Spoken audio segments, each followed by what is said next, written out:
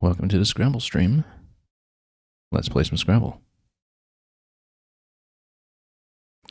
It's going to be a short 6-round event today.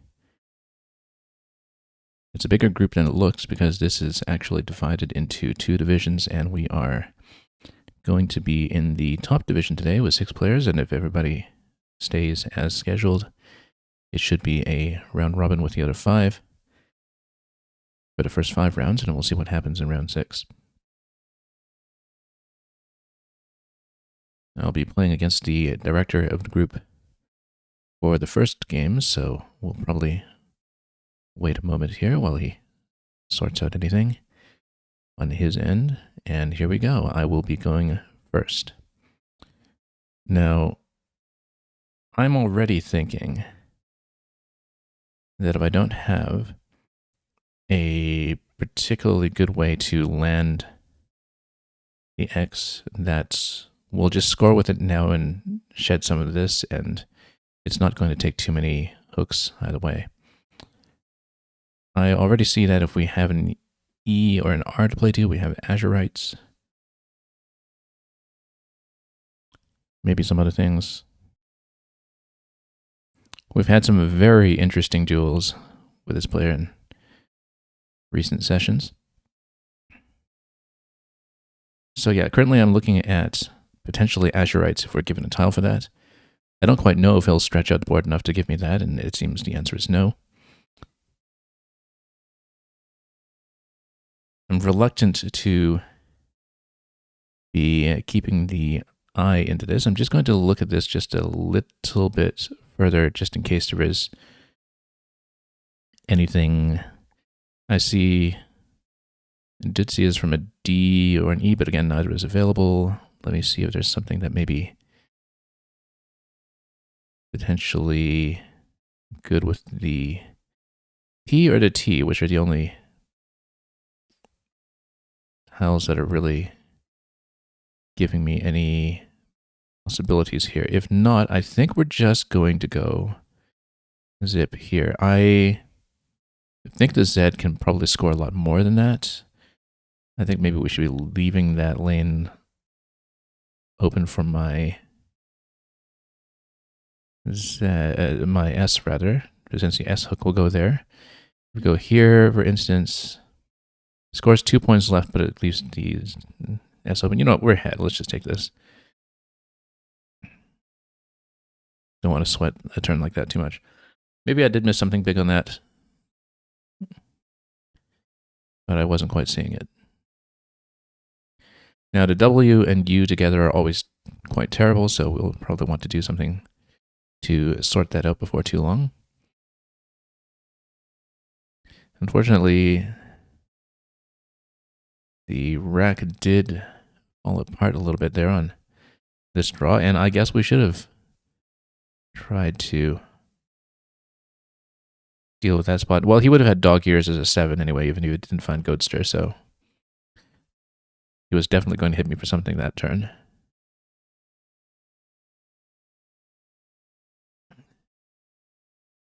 Let's see if there's something that I can do here. First consideration here is maybe something like what? The ST doesn't really take anything behind it, though, so that's not really dangling me a hook that I can use to come back. Score's pretty close right now, though. It might be better to leave this because I really don't like keeping the U into something like this, but then I have the S hook dangling on the left side in case I want to make use of that. That might be a better spot. That's 25 there.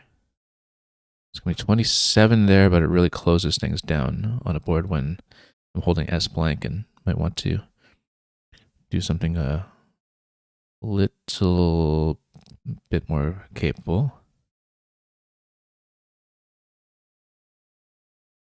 Let's leave ourselves the hook on the left. Now, bicuspid, well, maybe. If there's an I or a D, I'm thinking of bicuspid, which I believe is just something do with teeth. Publix will go. Publix will go on the left side. If it's blocked, we'll need to think of another possibility. Currently, looking at this lane here, it doesn't score very much. If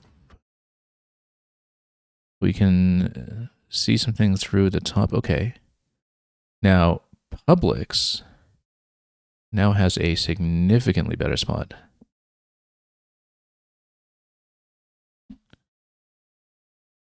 If I'm correct, that I have to remember, because this is like a Collins lexicon only thing, whether we have DOB, I think we do. OOP and DOB are both Collins only. So that's 97. That's a really good spot, actually. That wasn't available to me previously.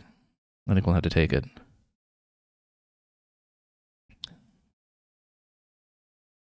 And descriptive is welcome. Yeah, I'm aware that in America you've got a lot of Pride Month events going on all over the place, because I know that in the US all that is aligned with the Stonewall anniversary later this month, if I'm not mistaken.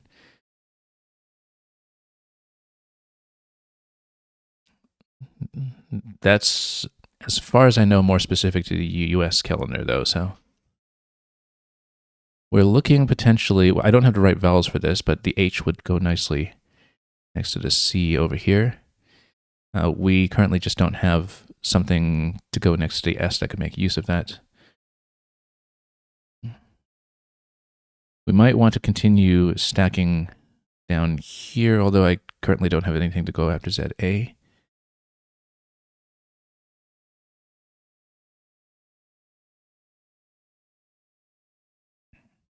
Okay, AYU over there, trying to open up again because, well, I mean, you do have the left side lane, but he's trying to keep 2 lanes open. And yeah, I can't, unfortunately, just go Hajj or something here because it does take an additional I or a blank J if you really wanted in back. If I can think of a way to close this down a little bit further, I'd like to do it.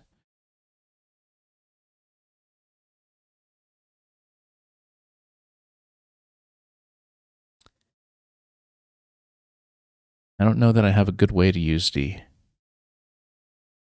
J at the moment, though. Yeah, unfortunately, I can't really dangle anything too aggressive on the right side. I'm just trying to see. Unfortunately, we don't have an S to stretch that. We could maybe put something here with the H. Or actually, if we do RASE, we could just go like this. That's 45 rather. I think that'll probably be best. And remember, I think RASE is actually in both lexica. Anyway, we've got the other blank, so I'm in great shape. Absolutely fantastic shape.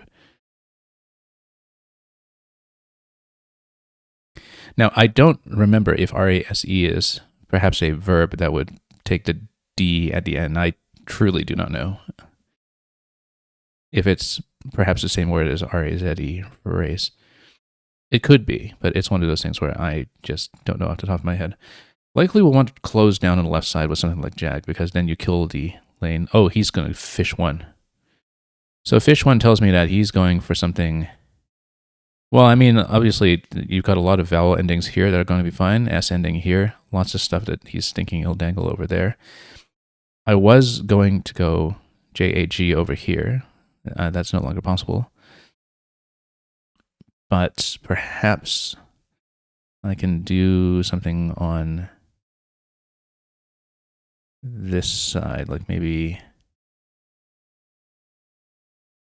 I have to think about this. You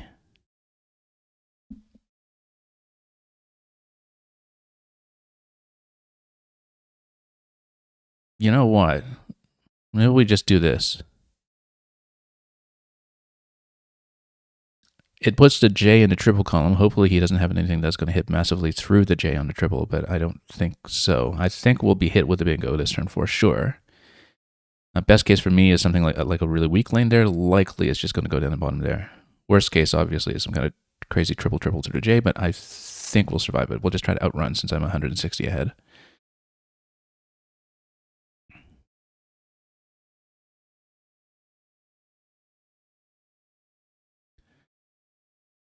Is there Greenlee? Surely there's Greenlee. I mean, that doesn't go anywhere. But probably there will be some other possibilities after that. I currently don't have anything that'll go before the H unless I put something with a blank there. A blank is very likely going to need to be a vowel on my side.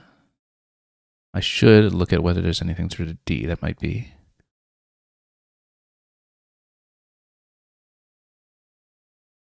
What is most replete with possibilities? I have relying, of course. And of course, unfortunately, we can't have relaying, but maybe we have No. There's relaying, relying, yearling. Yeah, so luckily for me, this is going to go in a fairly weak spot there. And actually, want a spot that's going to give me a huge play with the Y if I want to use it.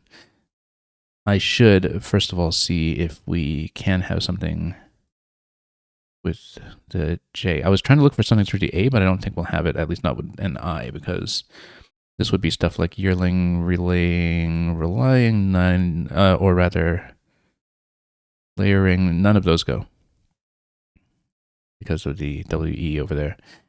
The thing that we could do, of course, I saw Greenlee earlier. I'm trying to see if there is something through a D.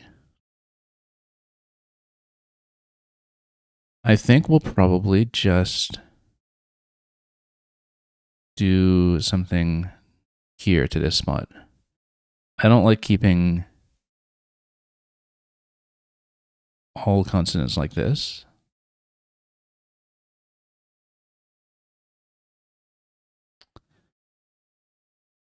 But the Y hits very naturally there. The other thing I could consider is maybe something through here with a Y ending in that spot. We were thinking Greenlee. Is there a Redlee? I don't know about that. I wouldn't necessarily try it. Let's just go here. It does break the NG. Actually, maybe keeping... So G I usually don't like to keep, but maybe keeping it for the NG synergy is better in this situation, especially with blank. Let's go with that. We'll sacrifice a few for that.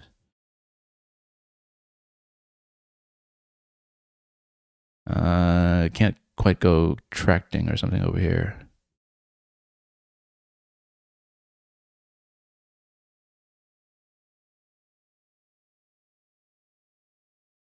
Joints. Q is still unseen. Q get hit really hard on this spot over here. I don't really have much that I can do about that. Unless I just obstruct here. It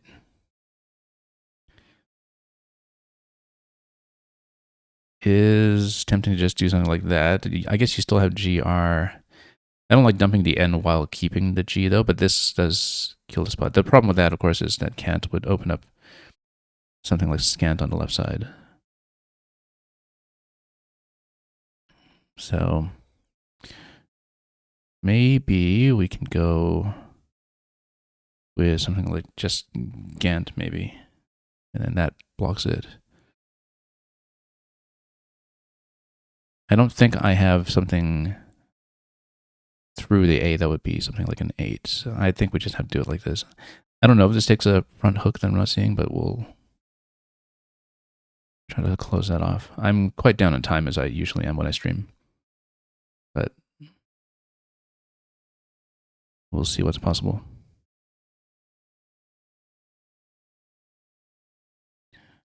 Not really seeing sevens or anything on my rack currently, but I'm 100 ahead, so my priority is actually to try to close off the board.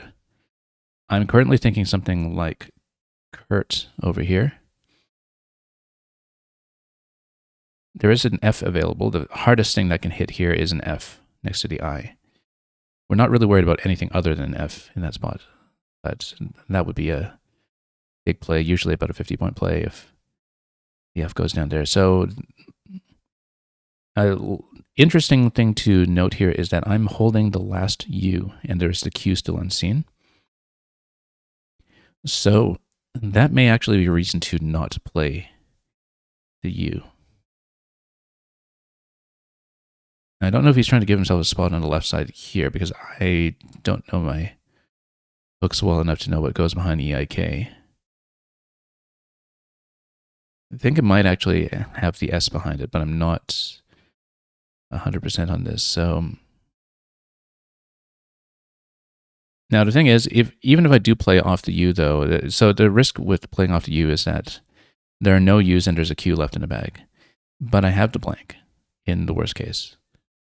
And, you know, even if you with one of the many, many E's, you could still do Q, U, E, E, something, queen and queer and so on. So the Q is not in a terrible place if I decide to dump the U up top instead.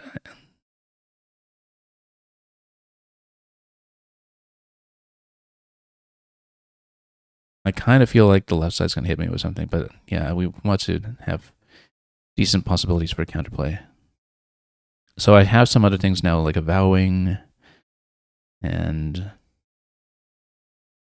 probably some other things.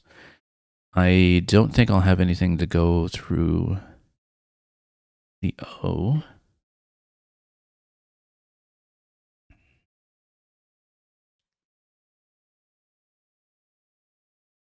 We don't really have... Oh, by the way, notice, by the way, that here we no longer have the possibility of... Well, I mean, I have the blank, but I was thinking of things like disjoint, conjoint, etc. There are probably some other three-letter extensions that I'm not seeing, but if you have blank as C for conjoint or as D for disjoint, in the late game, that's something that we can try to hit with for a big score. At the moment, though, we need to, first of all, not lose on time, and secondly,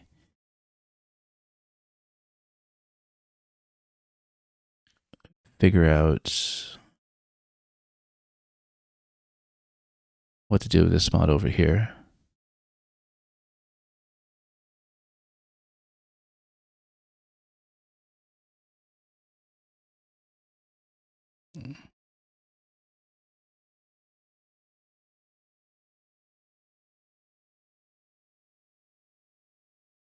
I think we just need to get rid of the V. So, for example, you just do this. It breaks the ing, but I don't think I care that much. Because my priority right now is just to keep things closed. I'm 100 ahead. I just need to lock them off the board. There are still possibilities like an S going down here, for instance. Like an S lane here. That's technically still open, but difficult.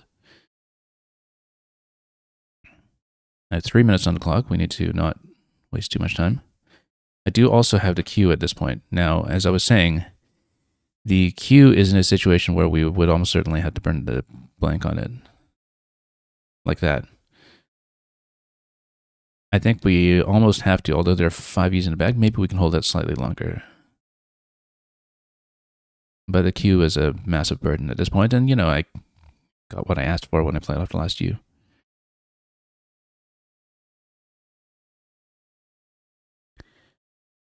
But the possibilities with the Q are going to disappear pretty quickly, just given how close the board is at the moment.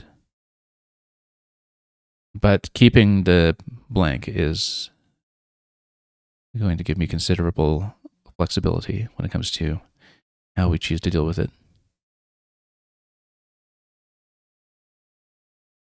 If, for example, he plays off the last S, then I can just take the queen spot over here. And then I would hold an S to continue past that point. Because there's no Y left either for Queenie. Elation, yeah, okay, so he's going to try to stretch out as much as possible over there.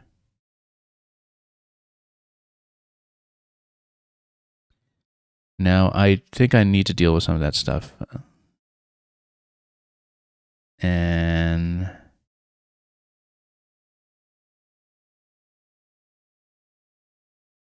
I think maybe we just do this. I would prefer to go to the right side so I don't dangle the lane on the left because it is a big lane. Or we could do something like Nolo. Oh, I don't like keeping that G though. That's kind of ugly.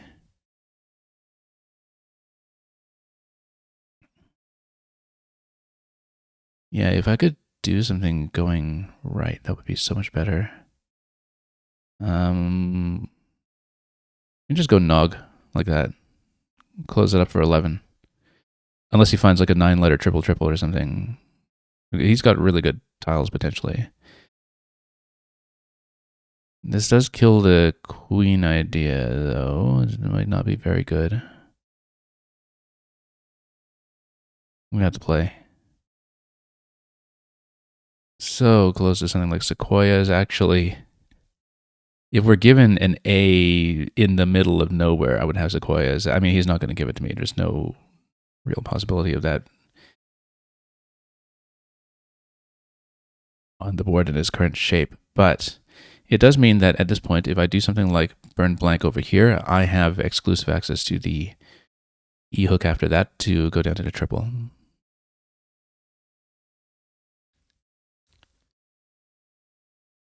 And I also have disjoint over here for 42, which leaves me to Q spot on top. But of course, that depends on what's left because I don't want to play this and then get into a Q stick. It would give me the Q spot over that I, so I would only do that if I'm given a second Q spot, like if he's dangling an I in a place that I can reach. If, for example, he gives me an I that's in the middle of nowhere, which I can dangle the Q in front of, then we go disjoint over here.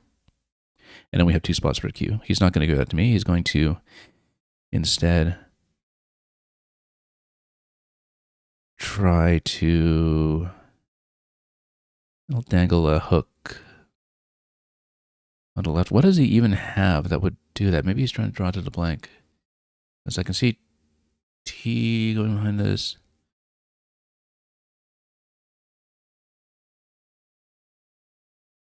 Can't really go for the disjoint play, but we could maybe go...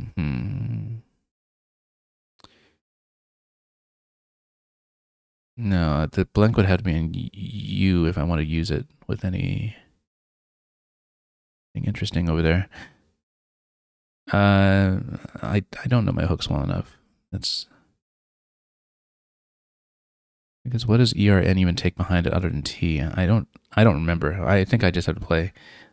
There's nothing I can see in the pool that will allow him to take it. I think we just need to play it here. Ooh, I emptied the bag with 7 on his rack. That's not great. But he won't catch me, I don't think.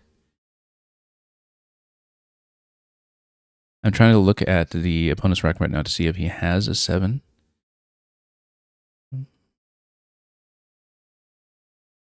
Oh, you know what?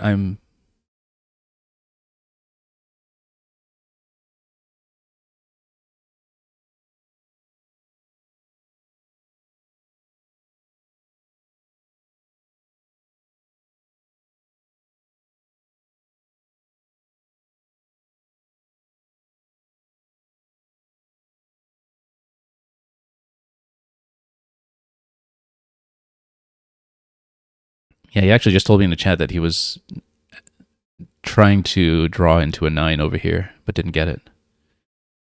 Linear is what he was going for. Linenier.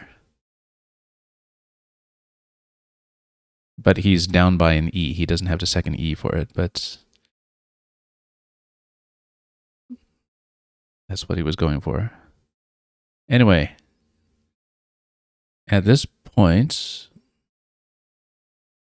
I was trying to look back at my previous turn. I actually had queso on my previous turn.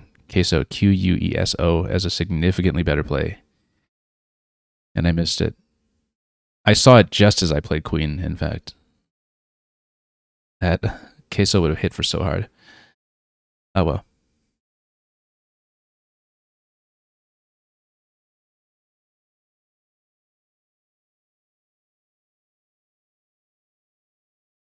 Yeah. Oh, I'm down by somebody. Okay, hang on. I didn't realize I was so far down in time. Too busy talking.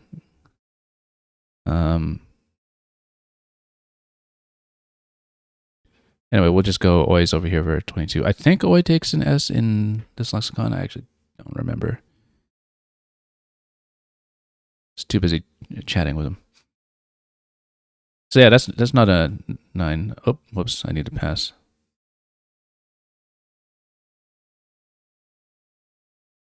Yeah, because he played out. Unfortunately, I did get the overtime penalty because I took too long to try to pass. But that's what happens when I...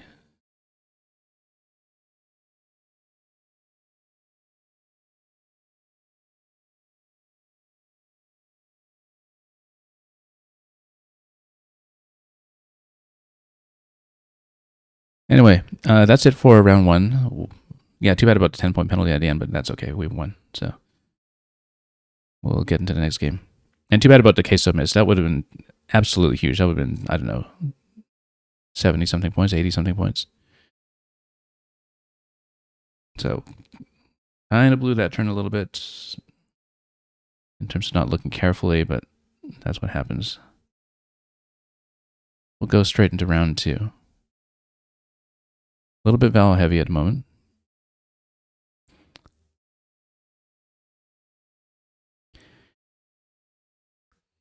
We'll want to play that off somehow.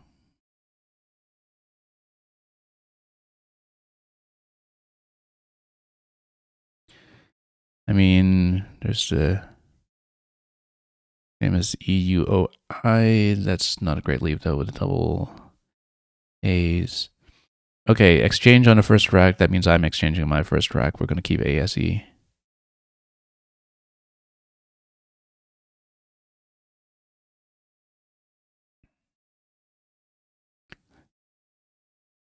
Keeping 2 vowels with the S is slightly vowel heavy, but I think in general with the exchange racks like that, that's despite the likeliness of the vowel heavy draw. Ooh, look at that. Playing off 2, trying to be a bit fishy. We'll try to block this up.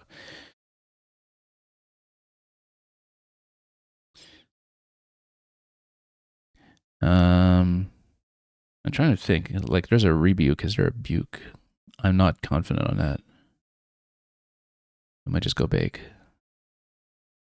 Unless... no, I think we have to do that. Bake still is vulnerable to something below, but at least the lanes are not giving him double word scores. So we'll go with that. But yeah, as I was saying, keeping something like ASC is actually better by sim than keeping something like SE marginally. I found that those kinds of exchanges work out more often than not. In this case, we did wind up a little vowel heavy.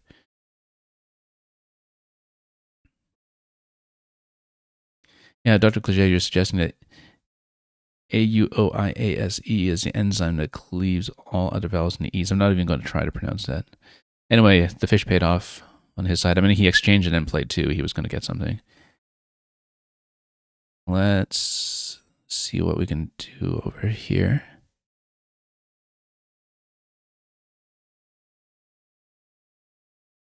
Yeah, just little bit too vowel heavy for this to be flexible, but you know what? We don't need to play out to J this turn. We'll just do this. That might actually be best. Now, having both the A and the Z together isn't great. We're so close to having something great, but unfortunately, we do have two heavy tiles to take care of first.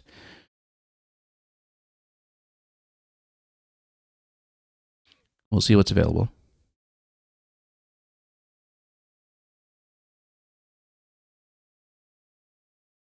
My rack on the previous turn, I think you mean, looks like a plausible. Oh, yeah, with the J. It totally is. It's very close to something like jalousie, actually. Just too many E's. Like something like jalousie actually is good in this lexicon as well, I think.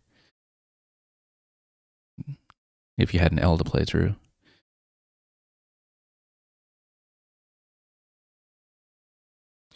Trying to see, oh, we're so close to having like JUCOs or something through the C, but we do not. I might just play this off, give ourselves the E spot there. I don't know.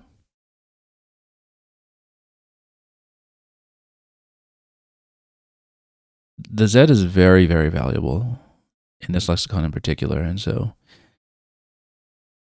if I could find a way to maybe prioritize playing off the J rather than the Z, I'd do it. I don't know that it's really available to me right now. It's so tempting, actually, just to go dojo or something for 12, and then we've got this really good leave. But I'm behind by enough that I might not be able to afford messing around like that. It might actually be a good play. Let's go dojo. Of course, we could just take the points, open up a little bit, but the J is not really a bingo tile as such.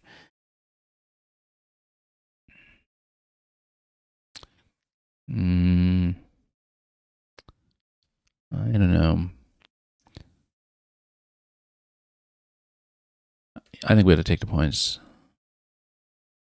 I didn't really like that, but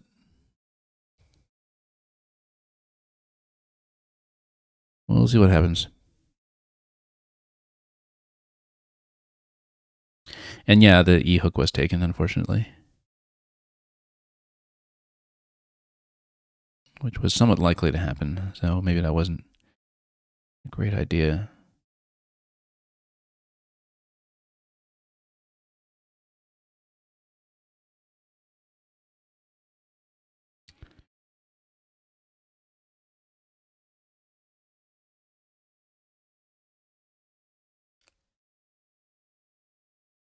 Trying to see if we have, yeah, with a doubled I in particular, it's a tough spot to be with the J.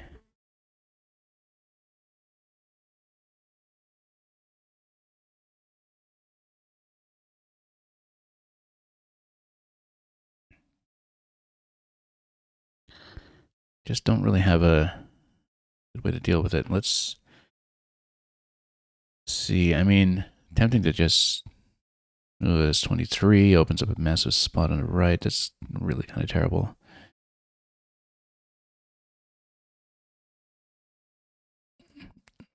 This locks up the lanes a little too much. Safer, but it does lock up the lanes, and we still have some lanes available. I don't like that, actually, but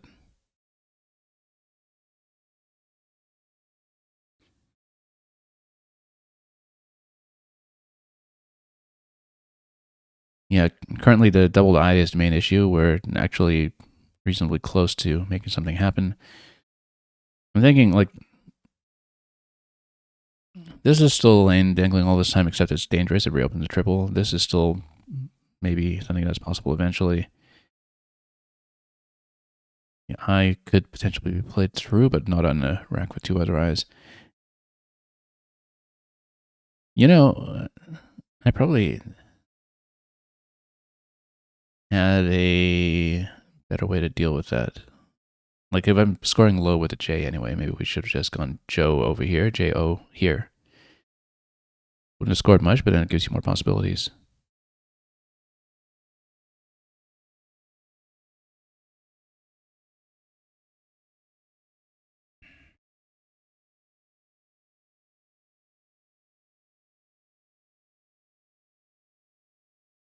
I don't think there's a 7 in here, but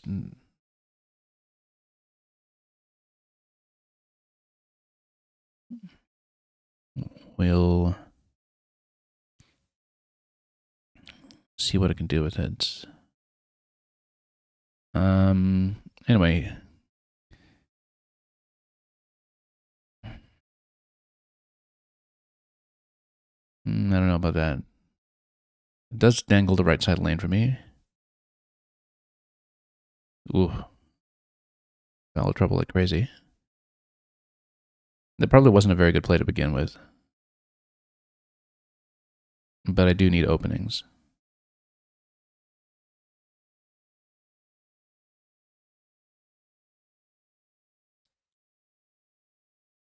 That's the problem, is that this looks like such an exchange rack in some ways, but really can't afford a massive number of sacrifices. Adopt is over there.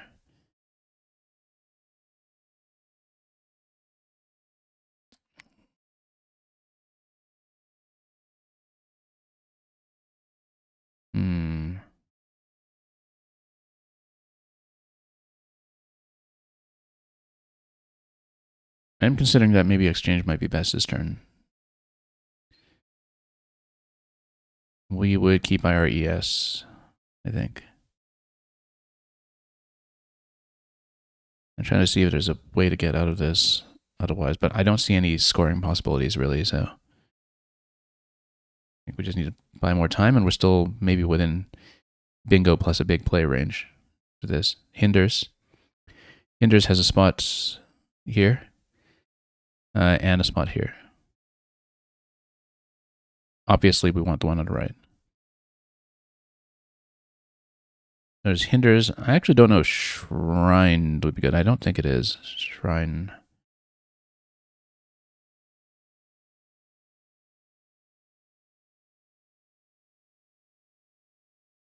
But the reason I am talking about that is, of course, because I'm trying to see if there are any hooks going down this side as well. Obviously, first choice is Hinders down to triple.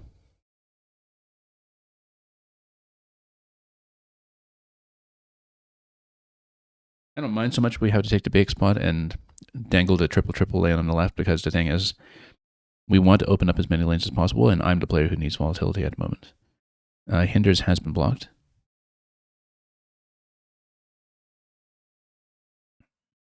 On the right side.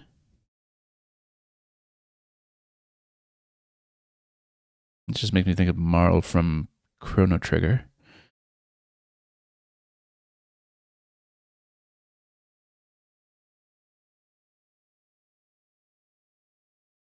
So I'm still about 40 behind.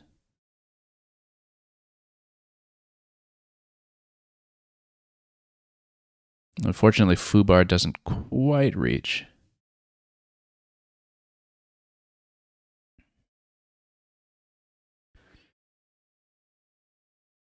Medusoid, very nice.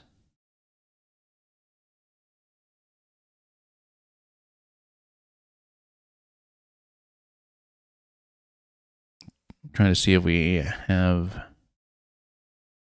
a good way of using either one of the triples at the moment.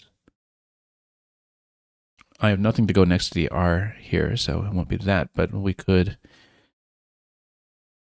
maybe do something like a high scoring tile going here. I just don't really see anything other than like maybe barf, and then that doesn't give me a terribly good leave. Ideally, I would use the U, but I also don't think I'd just go with something like burn, because the tiles that remain might not work that well. I guess we'll leave the opening on the left side. I didn't see really that many good possibilities on the left side either.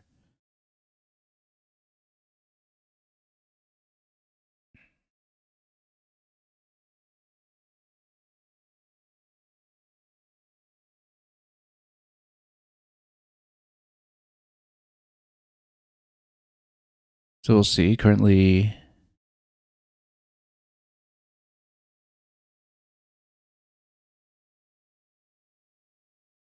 we need to continue managing the rack a little bit. Double blank still available in the pool, incidentally. Now, my opponent just bingoed the previous turn, so we can't really infer anything about what it drew as a purely random draw, but into a situation with double blank, I mean, we have to imagine that we'll get one soon, if not already.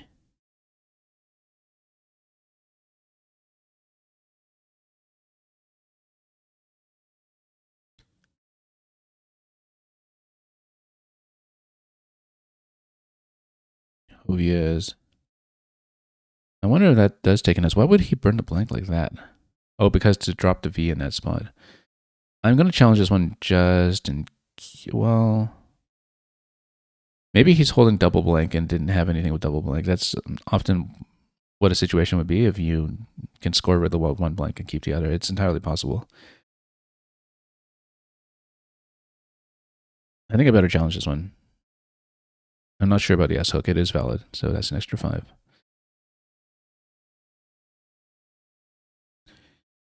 Okay, I really need to open things up. I don't have an S or a blank to go on top of fun right now.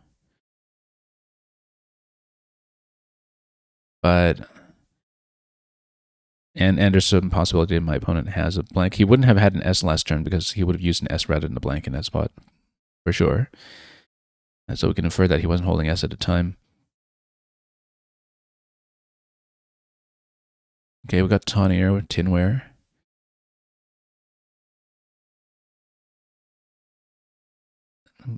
Neither one will go as a 7 at the moment, as far as I can tell. I should continue to see if there are 9s through the ES.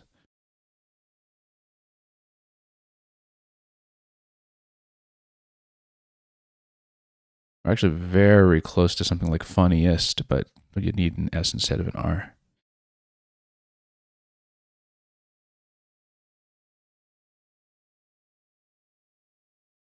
Now, this is a retina rack, so if we're able to do something like a fish one that still has an open lane for me, then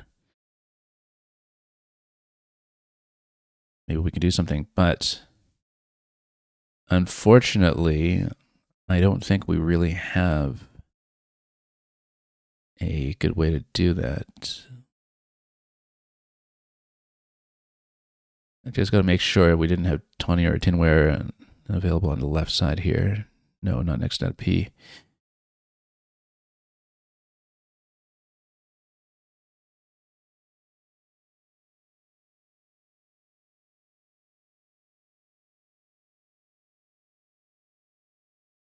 So tempting to just like drop a W over here and keep retina, but where would it even go, right? Like you would still be looking for 9s through the ES as a very long shot. You would be looking at 8s here, but then those are kind of trivially blocked by something like play going cross. There really is only one realistic lane here, unless you draw into the S by a miracle. So and now I am holding the last E, so I probably don't want to just play off onto that. I am so far behind at this point, though.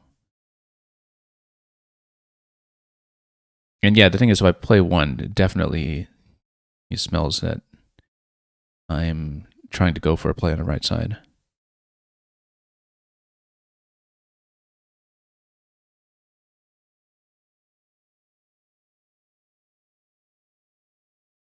And trying to see if it has something that would land a W on this spot. You play a 6 like that, like Winter or something, nah, that just kills the whole area. Very difficult to say. I mean, I guess we could still go for something that's a long shot over the pun spot, but that really needs like a dream draw to do it, even with a retina rack.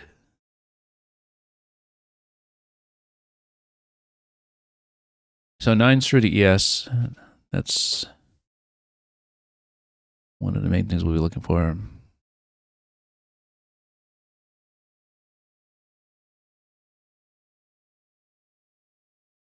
Very, very tempting. Let's do it. Now, I need to consider very carefully whether we have an 8. I don't think this play is working out at all, to be honest. I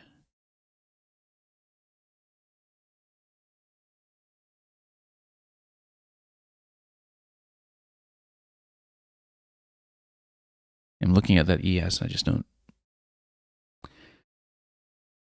see something that'll work. We've got lots of 7s, of course, but they're not going to go on the current board. Yeah, because unless it's something from the F, this is just not going to work. Too far behind, too. Well, I mean, we can kind of throw the game and go for spread at this point. There's 10 tiles left in the bag. I basically need 2 bingos to come back. I don't see how that would go. There's not enough time left for it, because if I play off 1, he just plays off more than 3, and then we're kind of shot. So, yeah, we just kind of have to throw this one. It's not even clear to me how I should do that.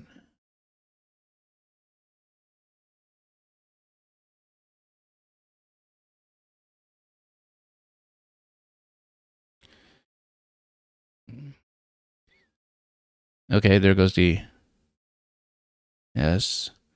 Now, I'm actually flintier. We have to try that. It'll probably draw a challenge. I don't know if something can be flinty. But we have to try it. I'm not going to win with it, so it's valid. It's good.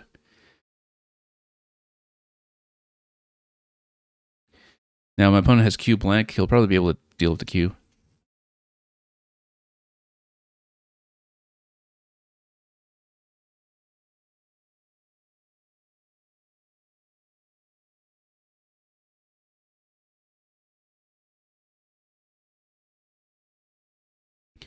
And then we have a couple of different places to play out. Let's just figure out. Yeah, you're saying our goat is the secret language of goats would have allowed Nat here. Yep. All systems are goat. Okay, we got a couple of different spots, I think, for just OUR. Actually, no, let's move it one over. Just Collins, we can play YU. I don't see anything much better than that. 11 over here. What did I say over here? 11 over here. I don't want. It really doesn't matter. I don't think we'll do better than 11, so let's just take it. And we'll at least lose by a less embarrassing margin by getting one play down, having Flintier just given to me there. I was thinking tap before, that was such a throwaway play as well, where it's like, I'm not going to draw anything good into this. But all words are valid. No problems over here.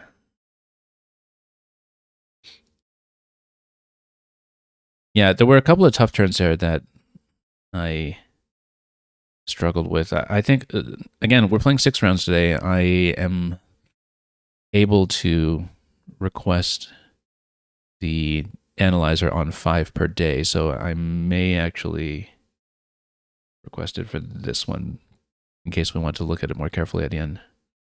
Or even right now if the other games are delayed.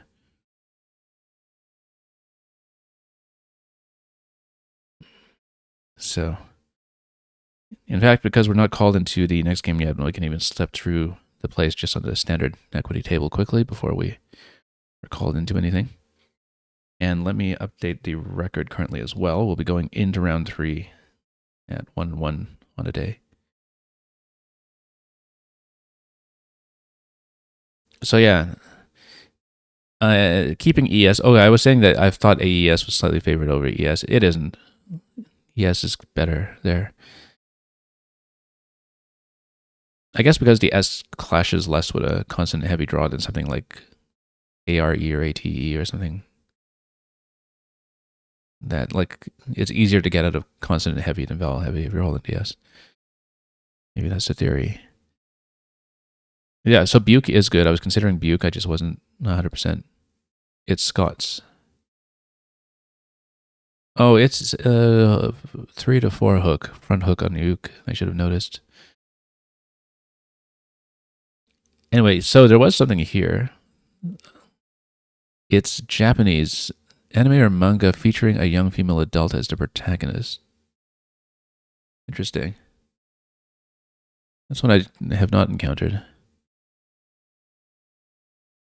Yeah, we'll skip through quickly. I was thinking of Roju. How did I not see the spot? Oh, I didn't see the kiter hook. That's why.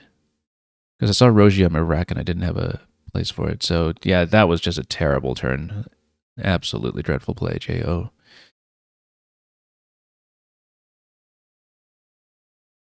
And Shrined is good. Shrined is good. I wasn't 100% on it.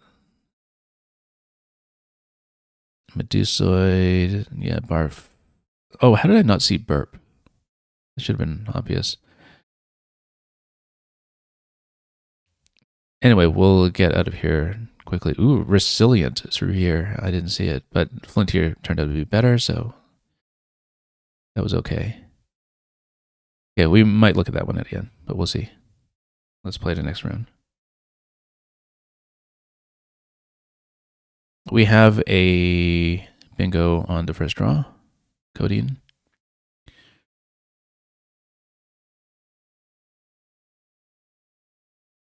And so we'll see if it goes down or connects to an 8. Prove, it'll go with proven. It'll go quite nicely with proven. We should, however, first see if there's a double-double through the R.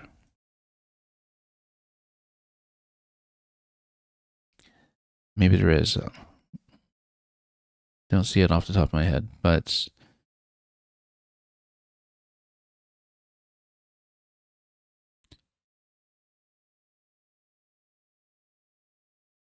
yeah, because if not, we're going codeine over here, 76. Keep it nice and open.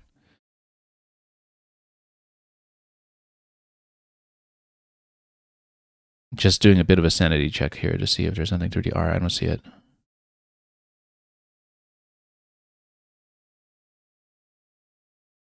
Anyway, ZO spot over here is obviously going to be pretty big. It is going to be taken by the J first, though. So that's unavailable to me. However, we have... Oh, we don't have the ZO over here. Do we have... Yeah, because I was thinking we could do something with a Z here, but we don't have anything that will go.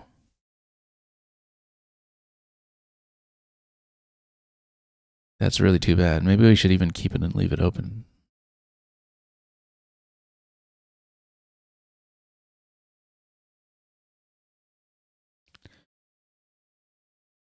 Like, try to do some kind of crazy draw into that spot by just playing Panzer or something. Alternative is we just play off something like Panzer, but I think that we can try to draw into an O for ZO or into the right kind of consonant for something that goes under JO and gives me an EZ or AZ ending.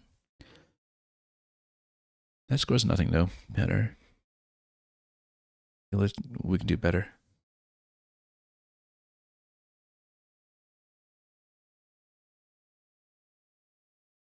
The other thing we can do is just, zaps or something over here, 46. And take it now. Instead of going for the miracle play. I guess we're kind of even right now. Panzer might even just be best.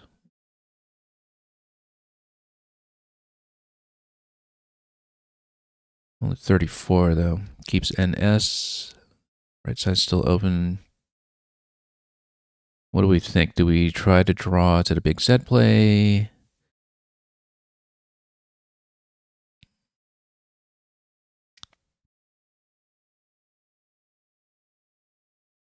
I think the problem with that is that you're sacrificing so many points this turn to try to get the Z play to next turn. It would actually be better to just play something like Zaps. Beginner through an E, we don't have that right now.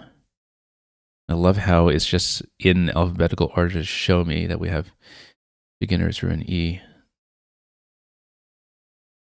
And paired is going to go down.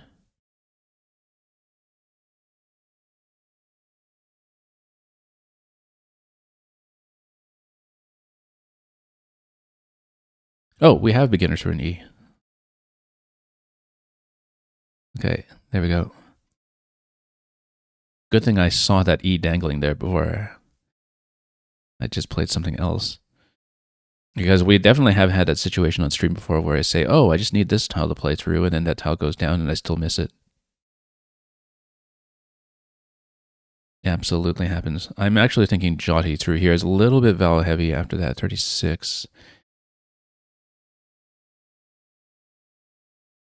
We should see if we have something with an ITY.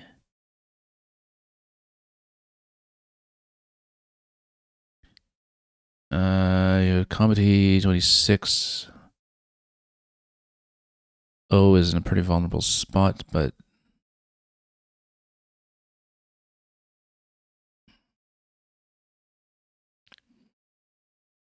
I wonder.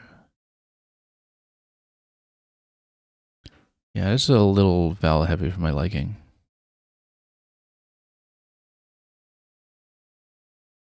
But it's not too vulnerable to anything else. Oh, we'll take it. Yeah, I guess I should have expected that.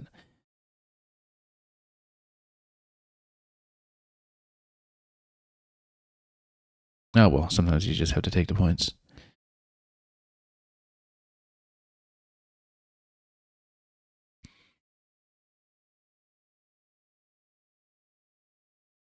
Well, we'll see because we have some things like meow, miaou, I think is one of the valid spellings.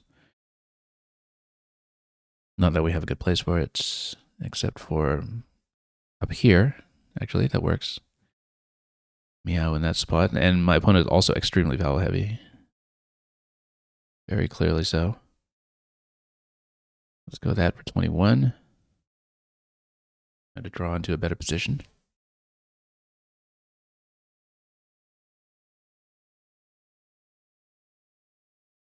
That's going to score very nicely up top. And also be completely defended up top. There's just nothing that's going to go there. S would still go under the XI if somebody's going to burn an S there. That will probably happen at some point in the game.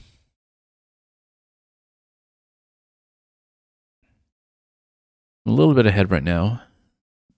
I don't know if I'd risk dangling a hook down there. Probably not.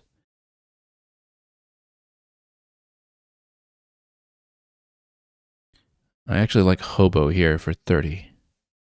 Doesn't open anything up. Scores nicely. I think we take it. And then now we have to deal with the Q.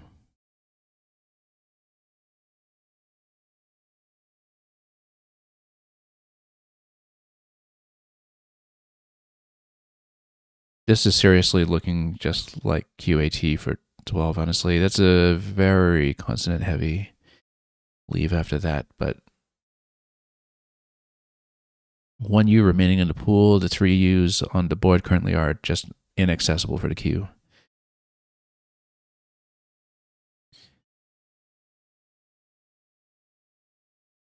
So the Q is just going to be a burden. I think we actually do just go QA on the left. Unless a better possibility presents itself. Actually, no, we don't have anything to go over here. The W is unfortunately not in a position that gives us WAQF, which is just one of the wonderful words that you don't want to miss when it is open. Yeah, Dr. Cliche, you're thinking out of hey penny as a word than hey floor as a word.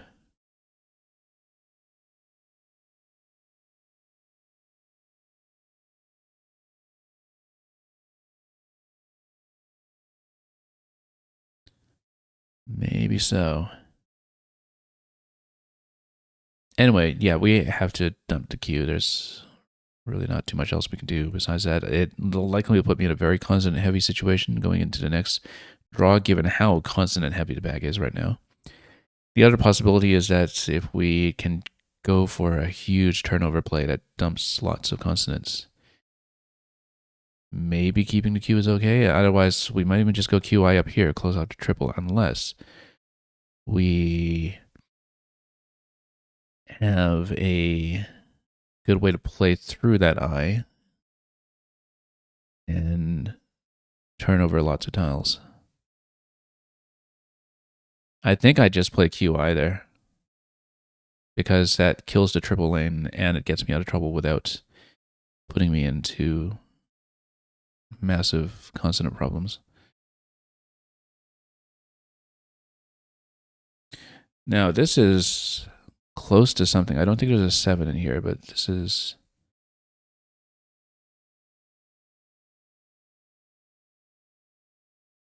a rack that we need to consider carefully.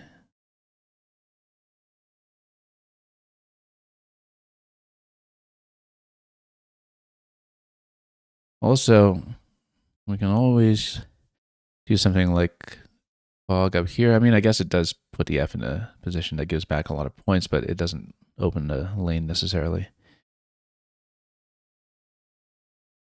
Oh, we should not forget. XIS leaves an A on top. So actually, we're able to do something up here.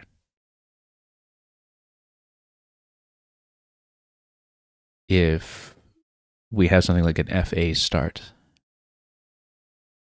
I don't think I can do it this turn. But we should not neglect that hook. That's a massive A hook on top.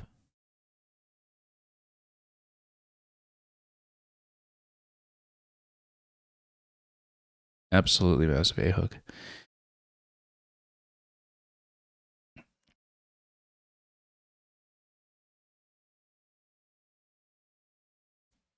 Now, score's pretty even right now. We probably don't want to do anything too dangerous. Again, FA is a great start there. SA would also work, and some other ones too, HA, etc. But is that a good reason to keep an F? I'm not sure that it is.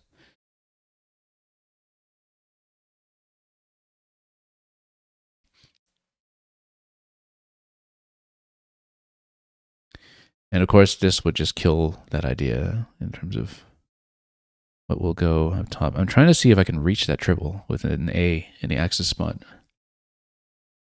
I'm trying to see if I can do it this turn. I don't think I can.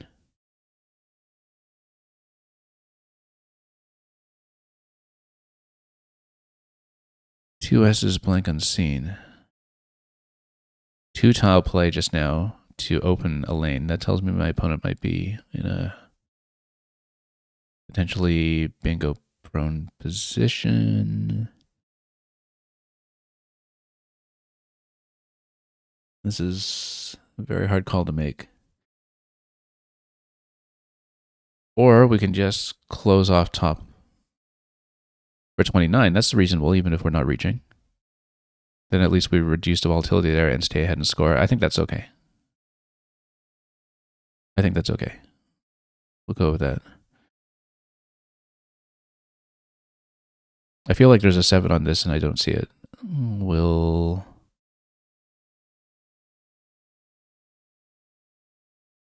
see what happens.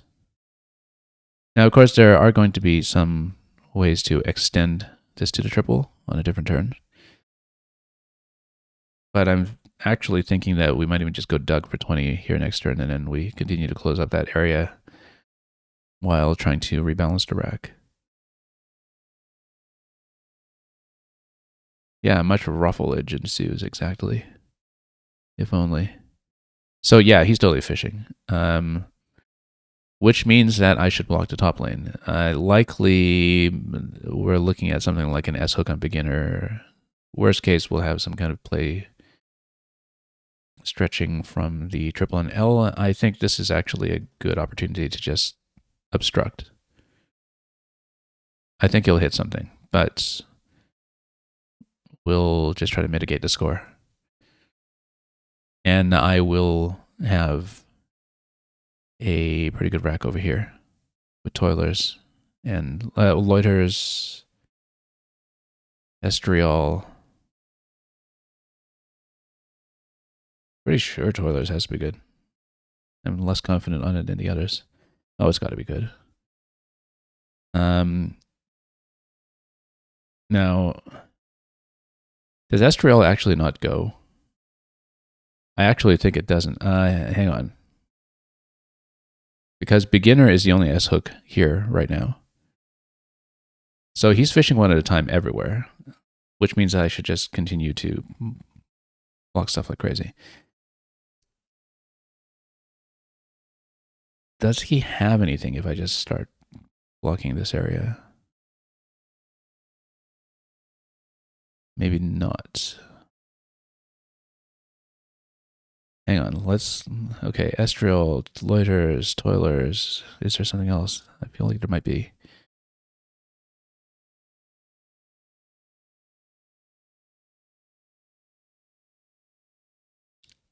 None of them fit.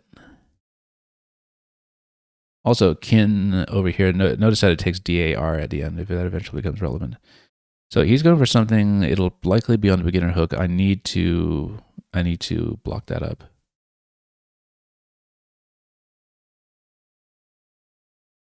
But how do I block up both spots?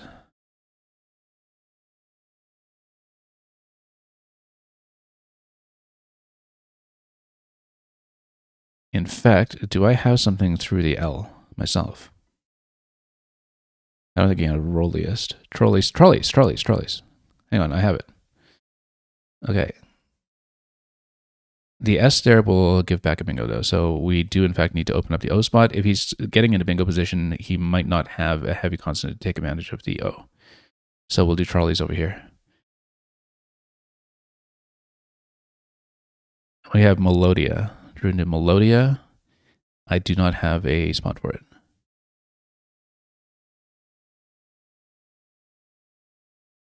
Oop, computer analysis from the last game. Yeah, let's get rid of that.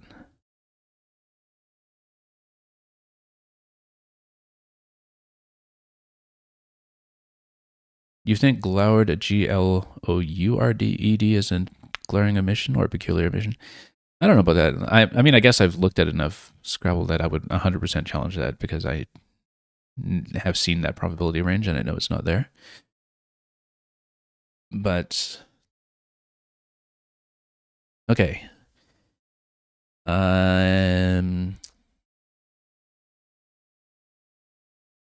This is continuing to try to open down below. We just need to continue blocking. I actually think if we just go myeloid or something here, that at least mostly kills the lanes. I think this is valid. If it's not, maybe he'll conveniently give me a hook for Melodia next turn. Who knows?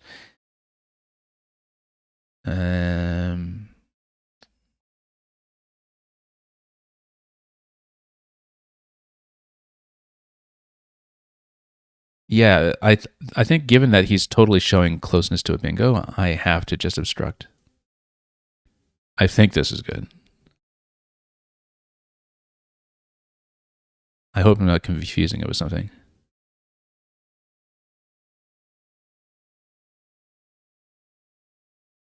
Yeah, I actually. You're talking about Lauer and Lauerd, and the thing is, like, yeah, I know Mac plays the American Dictionary. I know he doesn't really show Collins on stream anyway. I don't know if he's done that much preparation on it, although he's such a good player. Maybe he has at some level. But Louriest, like Louriest, is something that I recently knew to be Collins only because I did accidentally play it in a game in the North American book. Woo, look at that. Look at that leave on this. Look at this setup. Look at this setup.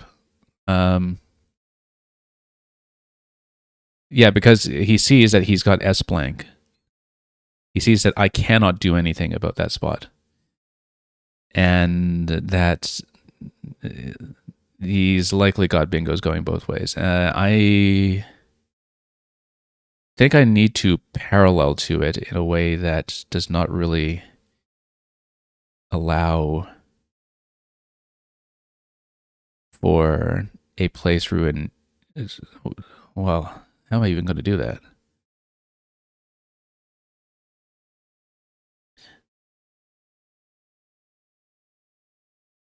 This is super risky because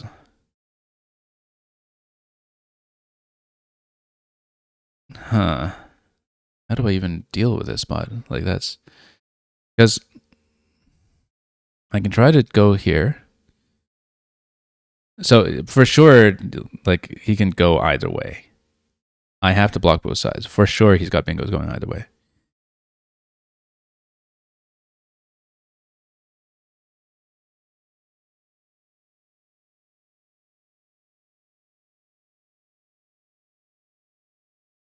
I don't have a lot of time to deal with this either.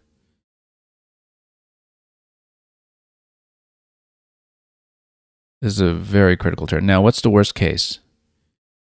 Worst case is he scores 3, 4, 5, 6, 7, 8, 18, 18 by 3, 56, 106. 106 is the worst case score in the current position. Oh no. That's a fantastic play. What do I even do? Now this, no, it's still, he's still going to get like a 100-point play going right. I think I actually just lose to this. That's a crazy, crazy play.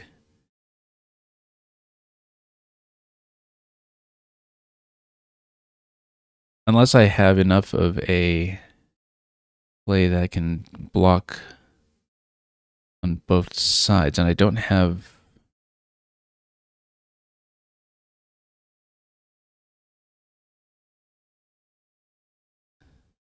No, because he's got like Snarler on the right side, like.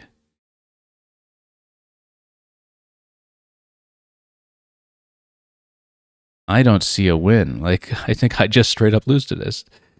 No, because he's got ES ending.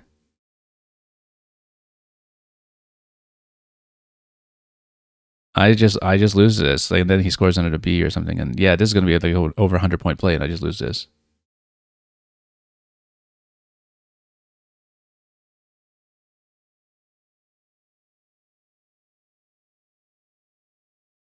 I don't see a win in that position. I have to look at the analyzer for this 100% because I do not see a way to stop that play.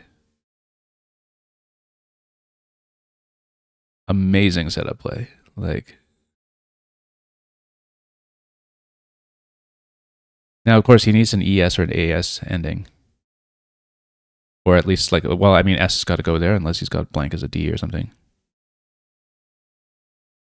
And I had no time to look at this, so I just had to basically take the first thing available. Snarled. Oh, and that still fits. And yeah, we just have to pass it. Ooh.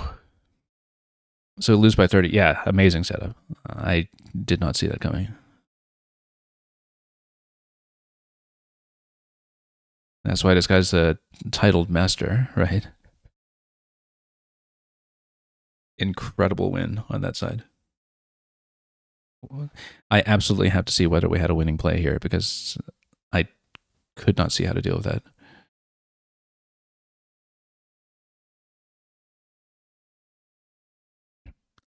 But I am so impressed with that play. That was just the kind of thing we have to learn how to deal with. Let's request the computer analysis for this one for sure. Just give me a moment here while we go for that. And while we wait for the next round, we might as well step through a little bit and see some possibilities.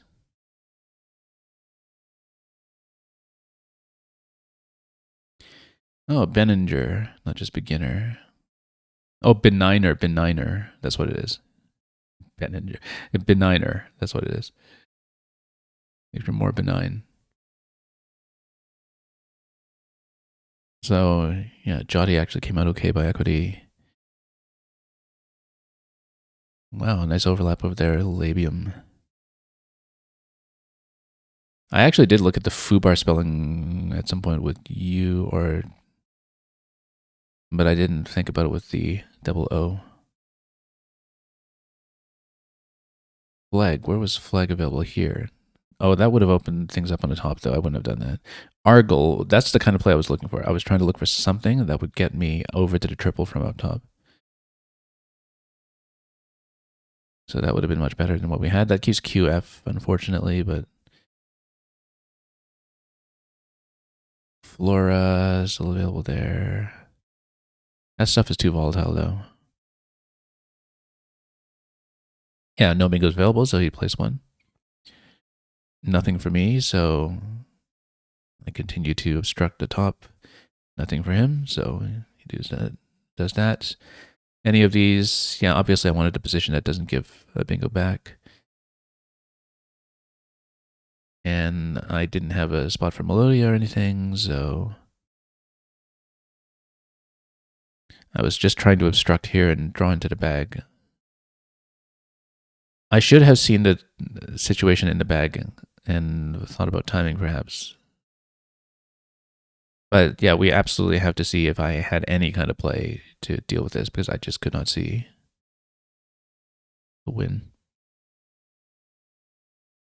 Anyway, let's go to the next game.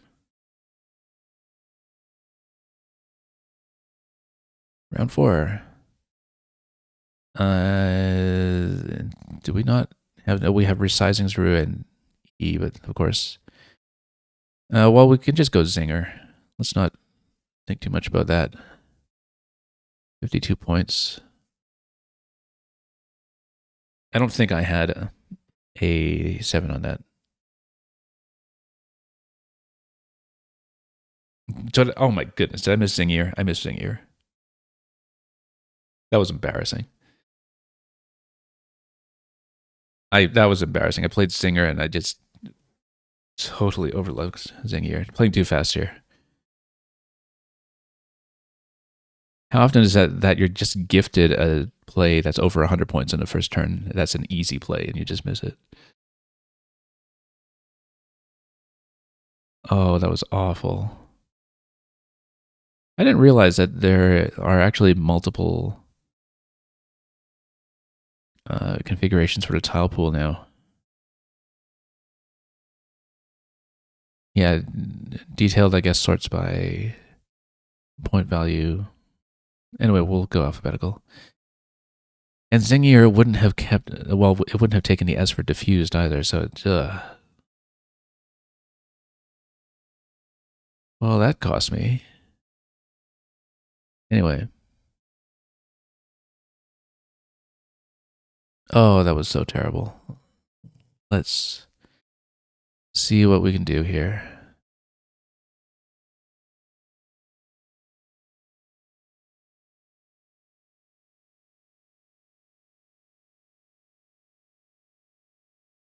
Trying to see if I can shed some vowels. I mean, can we do something better than just EUOI?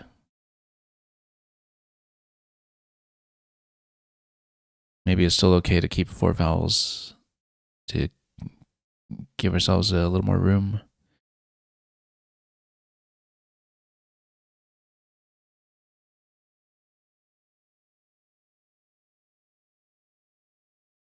Yeah, sure. Okay, great.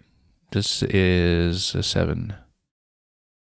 Ursioli, and it goes under MOI from Moyle.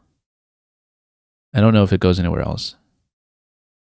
And it probably gives me some 8s here as well, but I don't see it. But that's the spot we want. If it doesn't go, then it doesn't go. I'm trying to see if there is an alternative spot for it. Yeah, Dr. Cliche, while I do 100% know this word, please do try not to bot it, just in case I'm wrong. When the play is still available and not made. Didn't hurt in this scenario because, like I said, I 100% know the word, but just do be careful. I don't want any suspicions. Anyway, I'm trying to see if we have something else available here that would also get us through to an 8. I feel like this is a pretty good rack for 8s, but I can't necessarily see that. Too bad we don't have disconnected tiles for colorize. Maybe, if you would just have Z here and another O in the middle of nowhere in an unreachable spot, that's not going to happen this turn. I don't know.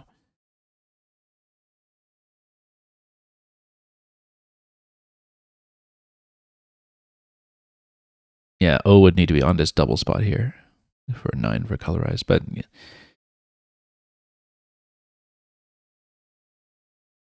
I feel like this is close to something that would make an 8.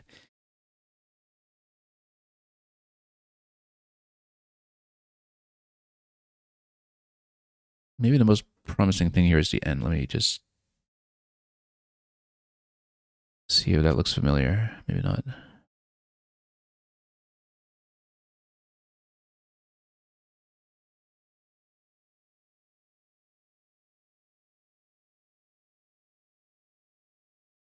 Well, we'll see what happens.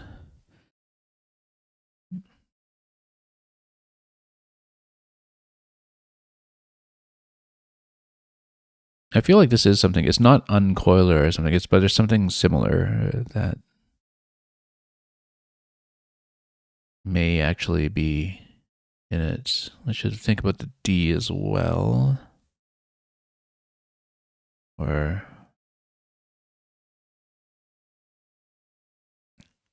maybe. I feel like there is something to that end.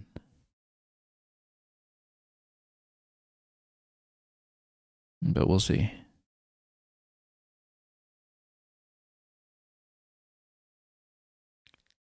Does my play fit? It does fit. Wazel. It would be like a while plus an S. Is that good? I think it is, but I better check. It's just a double. That was a weak play, like 50 point-ish, but yeah, it's good. Anyway, mine's going to go down, so I was confident in trying to challenge because it doesn't affect my play.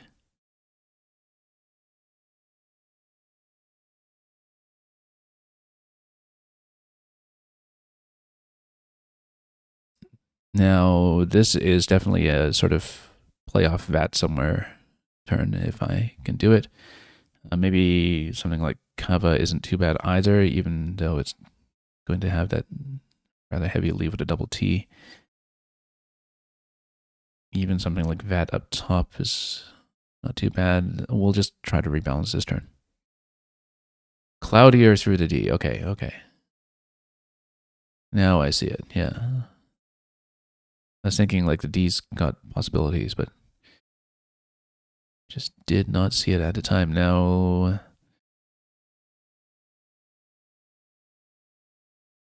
trying to see if I can do something with a play down to this point. Like with an AT ending. Or even an AN ending. Like TIAN 23. I guess that reduces some of the volatility there, although I'd prefer to play out my V. But then at least I close off some kind of massive score there. I am behind right now, though. That's maybe an important consideration. when it comes to leaving it open.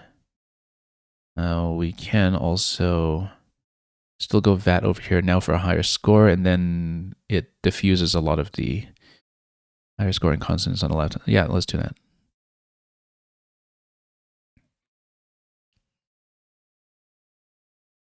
Now, this is a rec I need to look at carefully. Don't see sevens, I don't think, but let's see where we go with that. Oh, very nice. 40-point overlap with that.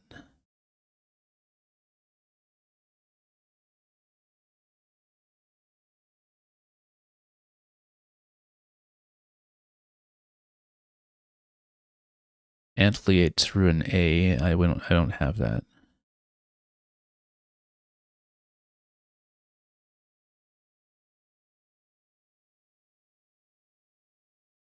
I think we'll probably just try to do something from the C to open up spots. I am still behind. Zeatin over here, 36. I like it. I like it. It keeps two constants, but keeps me competitive score-wise.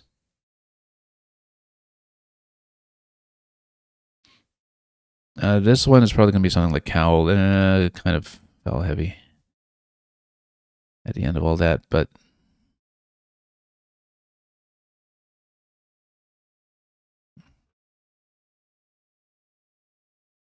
we'll see. Yeah, I saw the possibility of Antliate through an A, but of course there was no A available for that. It's going to be a 36 on that. Let's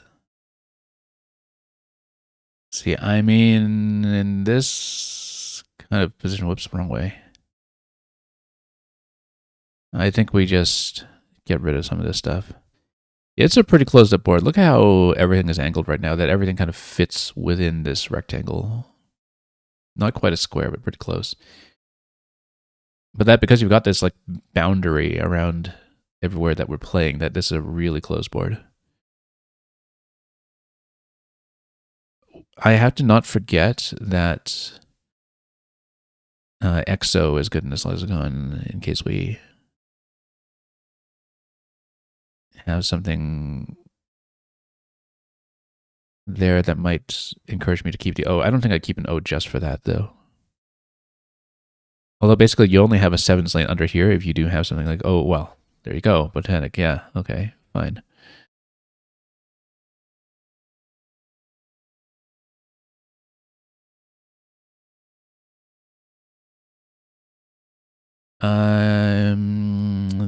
So the rack I'm holding currently has a couple of eights that I can see. I'm trying to see if there is a seven. I see a lot of eights on this thing, but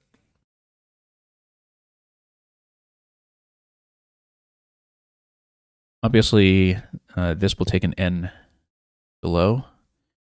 This will take an E below. So if you have something like V null that overlaps with 52, that comes back a little bit.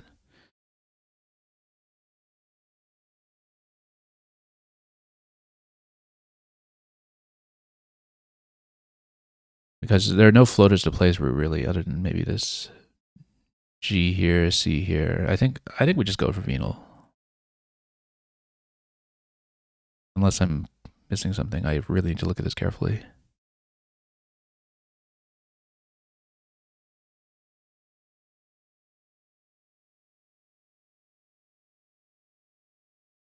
No, I think we just take it. Yeah, you're saying that rack was 1R from being my Waterloo.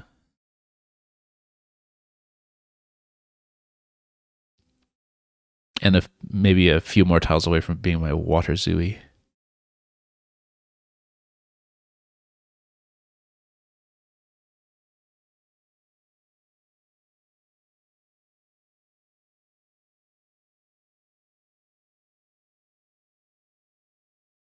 Okay, so we do need to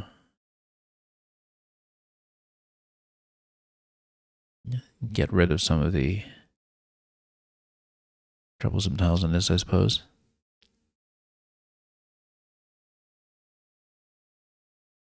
This is really closed up. Look at it. Oh, well.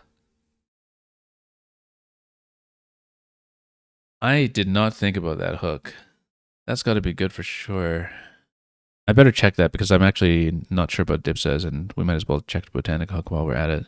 I'm sure this is good, but yeah, it's valid. I had to do the responsible thing and check. Because I could have taken the Botanica hook last turn if I wanted to, but yeah, so Dipsus is good, but it does not drop the S. Huh. Okay, this does open up a lane at least, which, given how far behind I am, I should leave. I think what we'll do. Problem with that is that GI doesn't actually open anything on the left, so that's not actually good. TI doesn't leave anything on the left either.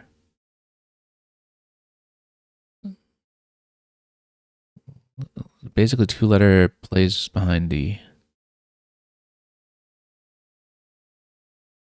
I are really no good for doing anything. Now, if I just go gut over here for 13, then at least it dangles another E hook on the left side. Maybe that's what I need to do, just open up two lanes with it.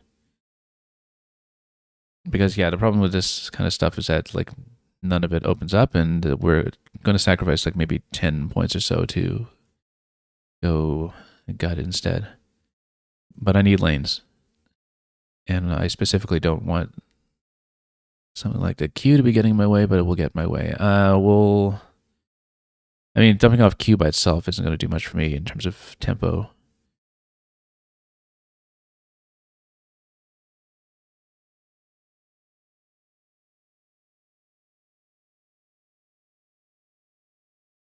You're asking why is Dipsus not a proper noun? A fabled serpent whose bite was believed to cause intense thirst.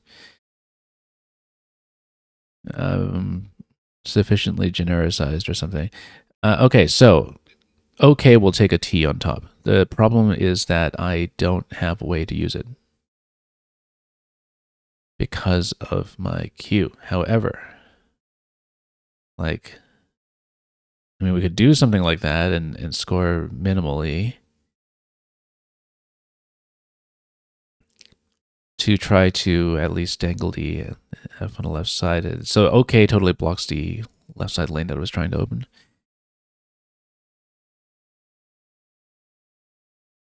If I had an A, QAT off the top would be the obvious play, but I don't. And I think, yeah, QI just doesn't get me anywhere this turn because I'm not going to draw into anything decent. So I think we actually do have to do this and hope that I draw. Well, there are no U's left, but I need to hope that I draw, I don't know, into the blank or into something else useful because the Q is an absolute burden right now. Look at that. We have it. We have it. Okay. Inquired. We have inquired. It's not going to win, but it's going to save some face. Do I have something better that will give me the Q in the third spot? We have to consider this.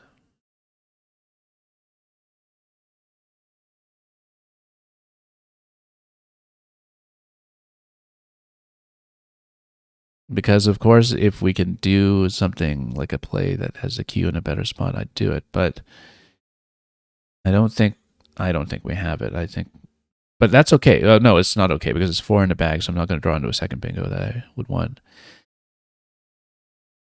But we would draw 4. We wouldn't really be able to use any lanes or anything here. I guess we just play it and try not to lose by too much.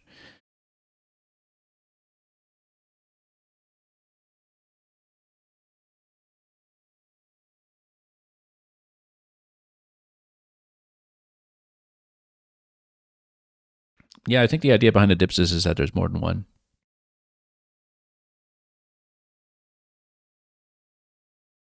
Maybe.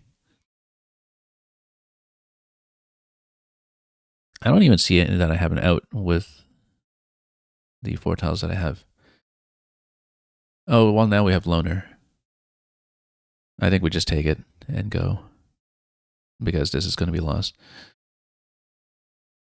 So yeah, so obviously we had the massive error at the beginning with playing Zinger instead of Zingier when it was right there on my racket, and having that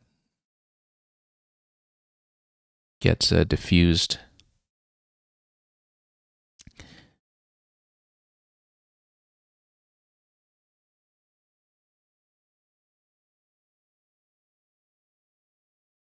And of course, I didn't see a Botanica hook, even though I knew it. I knew it was there. I just didn't think about it because we saw the massive play down below that still left things open. But yeah, some things were under my control, some things weren't. The Zingier misses is just an absolute howler, though. Absolute howler.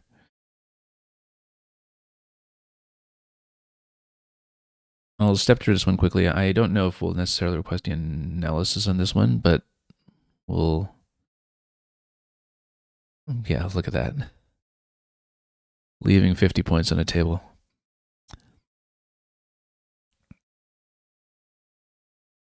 Yeah, the Cloudier was available. This was by far my highest scoring play in terms of just raw score.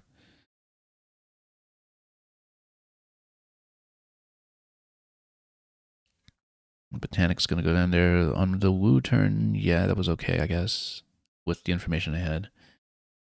So Venal and 11 here scores best. It's kind of interesting, yeah, because I don't really have that many high-scoring plays off Botanica anyway, and I wouldn't want to just drop the V in a spot that closes the board when I'm that far behind. So I think the way I played, like, I wouldn't want to play Veal there because it shuts down the right side again.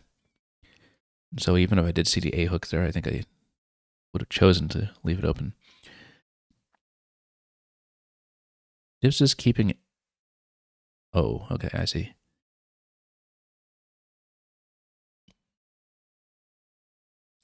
So yeah, I saw these plays. They're obviously not good plays, so I've used them, I'm pretty sure. I guess because E synergizes so terribly with the Q.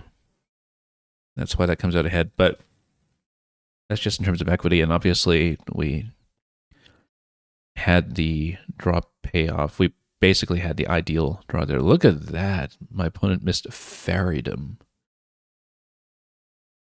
Faridom. Incredible word there.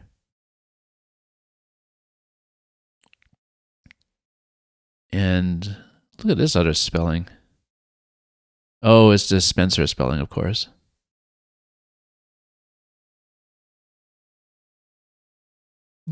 Fairy queens are known to inquire.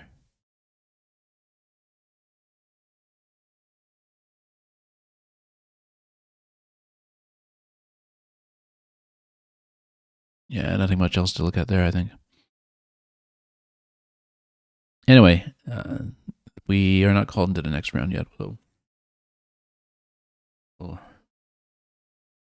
hang on a moment. I don't think we're on break or anything with such a short group today, so give me just one moment while I check the event chat and see what's going on.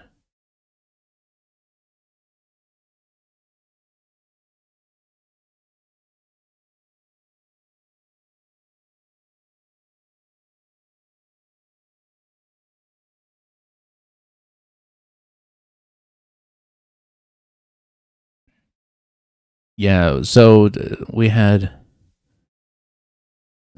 two groups that were being run today, and our group seems to be chugging along pretty fine, but apparently the other group had a whole bunch of issues with dropouts, and so I think there's some tournament management that's going on right now that might be holding up the proceedings just a little bit. We didn't actually look at the plays in round one when I won, so I'll probably go back to do that if we have time. But anyway, we are on 1 and 3 now, going into 2 games remaining. So Dr. Cliche was saying about the Dipsis earlier. It's apparently a genus of snakes. So you guess it falls under the heading of the 17% of the scientific classifications of life forms are included in the Scrabble dictionary completely at random.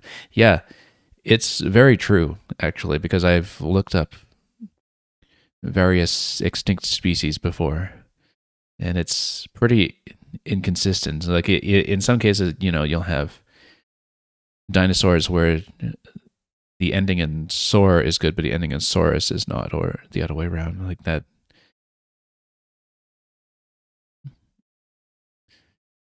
You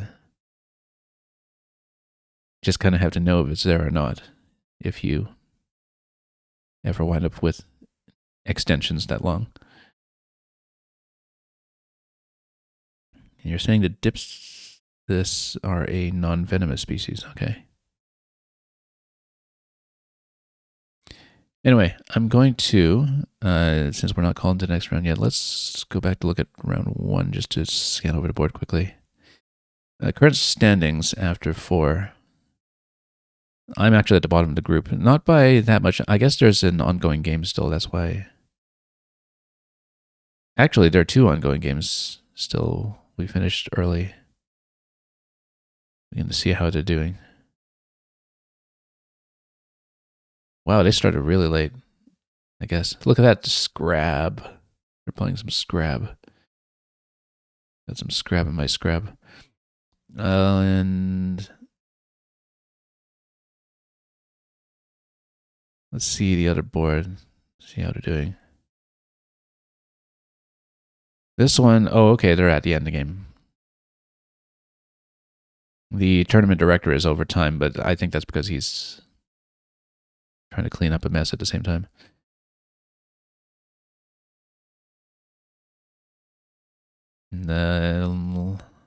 Yeah, let me just, since we're waiting on a game anyway, we'll take a look at my round 1 plays quickly. This was the one where we missed Queso near the end for a massive, massive score. But it was ahead and getting sloppy anyway near the ending. So let me pull it up.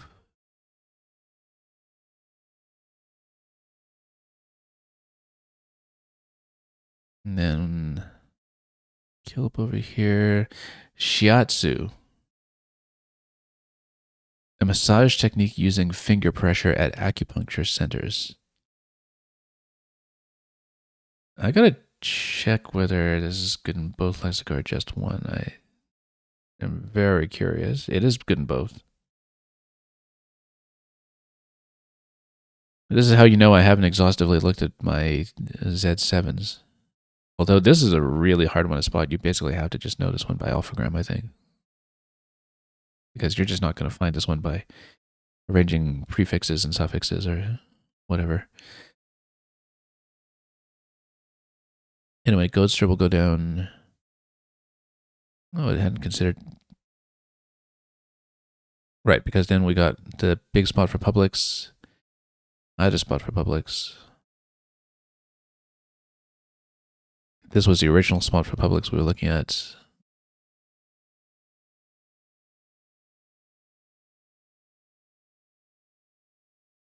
And the hedgerow was good. Oh, I was thinking about that word and I just didn't see that it still went down there.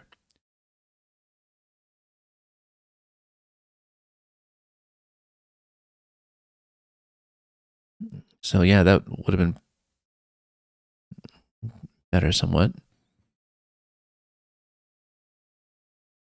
Jughead. Miss Jughead over here.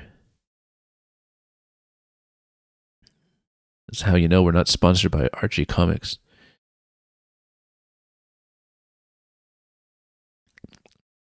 And look at that for the Trekkies in the room. Jemadar. Available here. The word that actually is the namesake for the Jem'Hadar. Because it's Actually, kind of soldier.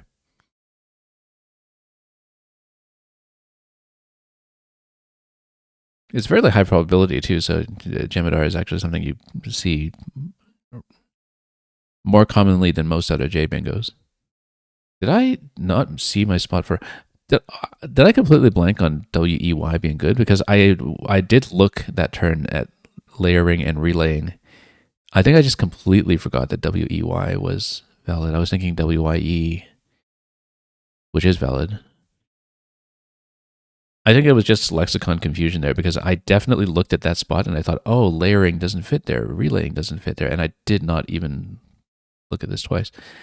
So, okay, huge blunder there because apparently my threes aren't as solid as I thought they were.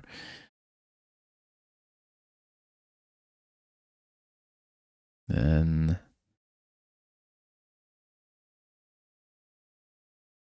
over here, I did not know a moving. That is also Spencer.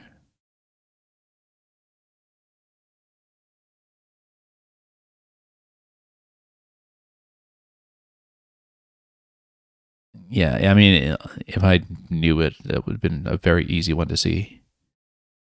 But I did not, and now we do.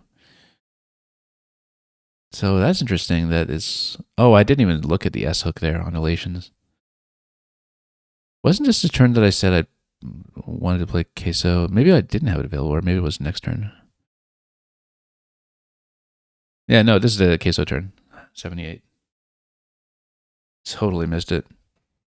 Or rather, I saw it and I made my play, and I immediately saw the spot where this would have fit for much, much higher. Like right as my auto play went down. So played a pretty massive game, but a very sloppy game. And went overtime.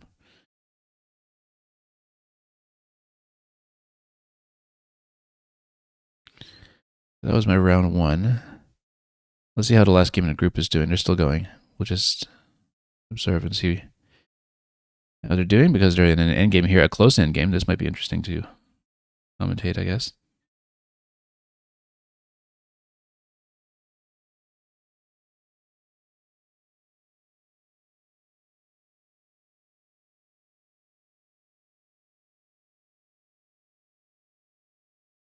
So we got 7 in the bag. He's in a situation where he's reasonably close. Left side is basically closed up. Nothing's going to go behind PI. Wow, they're both sitting on some pretty good stuff here, but none of it will go down. It's pretty closed off all over. So, yeah, that was pretty much an outrun play. But then we've got quite a few constants remaining. And the thing is, yeah, I think the situation is becoming a little clearer, except we do have a Bengo going down potentially on the left side here. Tangles will go here. So there are a few here. There's Tangles. I think there's Gelants. There might be something else. Yeah, Tangles will go down. And now this game remains very close. But probably it's just going to be, well, with HY remaining, let's see. Let's try to calculate what's going on because with the H and the Y just by themselves, I don't think they're going to score that well anywhere. So this is maybe just a straight up outrun where if you are able to go even like safe over here, like you go safe, that's 31 minus 6. That'll be a plus 25. When you're 2 points behind, your opponent would basically need to score 23 with HY to draw. Now, the thing is, does he have a spot here? Or am I thinking of...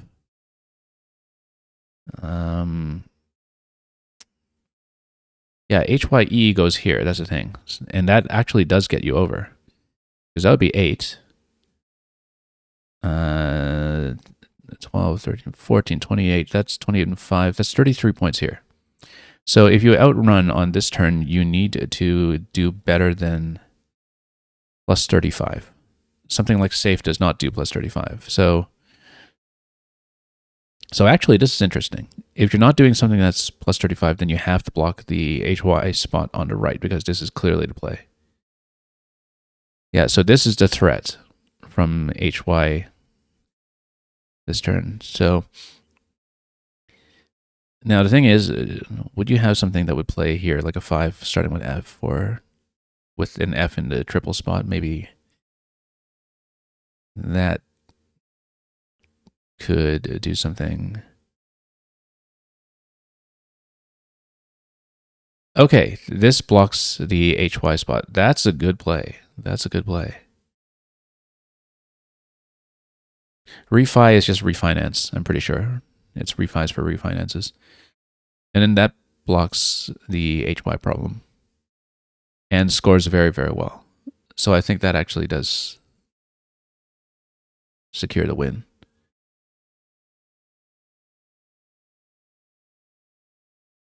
And yeah, Dr. Cliche, you were looking at the same play as well down here with the HYE.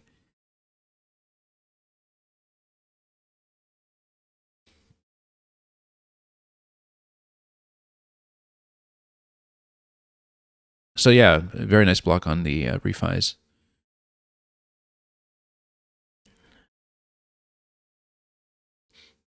I think it means refinances anyway.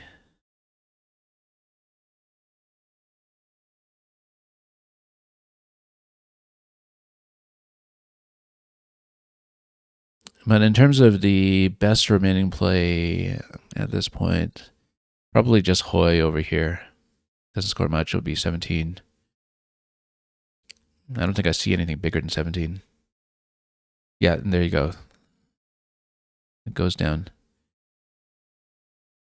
Yeah, interesting ending here.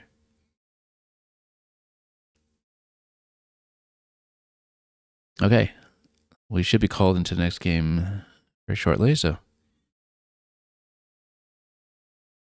let's just see when the pairing comes up. We were basically just waiting on this group, and then we don't have too much remaining. 2 games to go.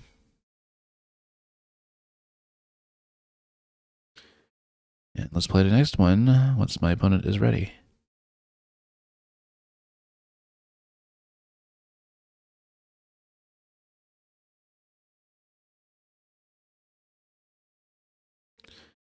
Okay. I would be very surprised if I were blocked. We have an extremely powerful rack. Routine as a 7, among other things. Lots of 8s available. Let's see what we'll go with. I'll probably just go routine because I see it, but if we hadn't find something even more defensive, I don't want to spend too much time on this stuff though. I guess we'll go. That's not a great position. Why don't we just?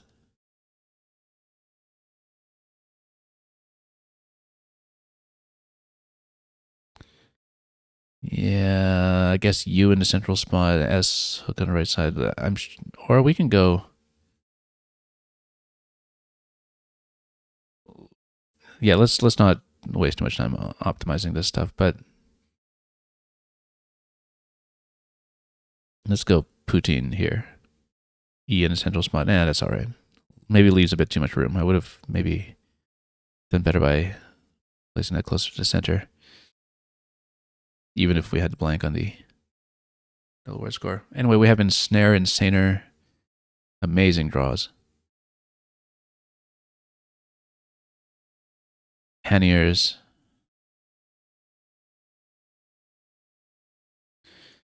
We might have a double through the T. Let me just think about this. Entrains doesn't fit. Trannies doesn't fit.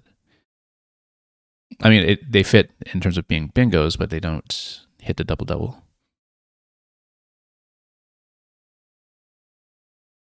Yeah, Poutine for the Canada heads, exactly. A Goody. Okay, so see if I have a good overlap with it, with Insaner or Ensnare. If not, we'll do something else. Yes, the GI does kill a lot of stuff. We'll probably just go Ensnare like this. 67.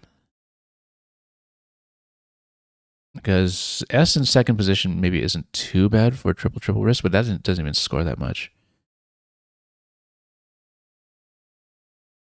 I actually should see if we have something as a 9 double double 30 AT. I don't think I'll find it in a good amount of time though. Let's just go Ensnare.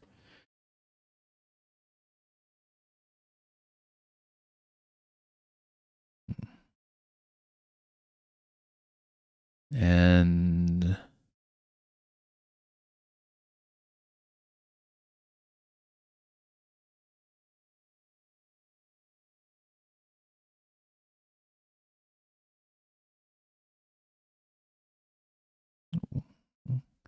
trying to see if we have anything good that'll just go through here, but enable will go down instead. 38. Wonder what he's keeping out of enable to make that a sensible play.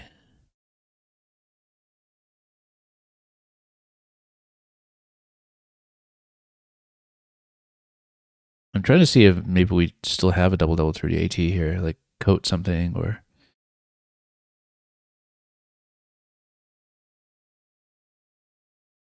thatch. No, that we only have one H.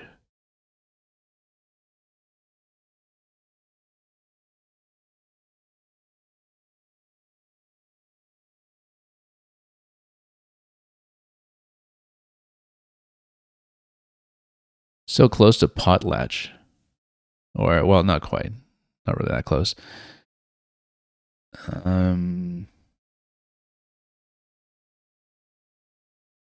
I should check through the NA as well, just to see.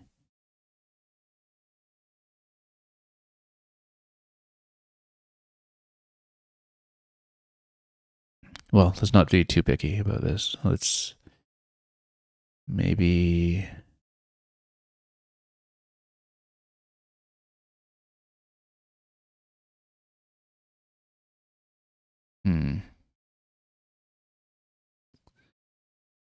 See if we can do something through here.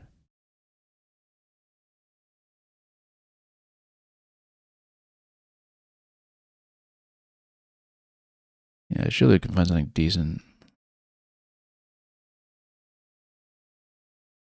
Well, we might as well continue to close up a little bit on the left side. Maybe we just go...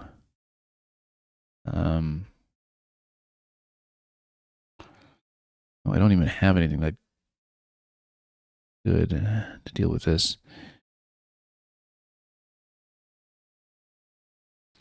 Anyway, I'm burning way too much time on this turn. Let's, like, if we have some way to go through here, just trying to see if we... There's something that'll go down towards that. Anyway, no, we're spending too much time on this. Let's just go loch over here. And that does kind of... No, that's terrible. That's terrible. Gotta do better than that. Let's go chop over here.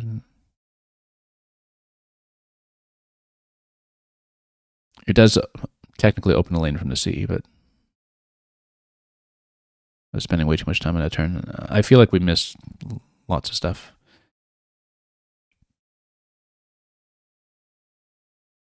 Anyway, too many vowels here to really be that good. We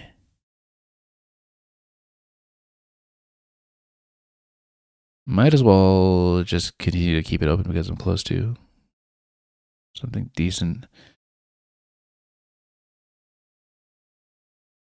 Sure, why not? And then, yeah, now we have something. Multi-arm, Marlight, etc.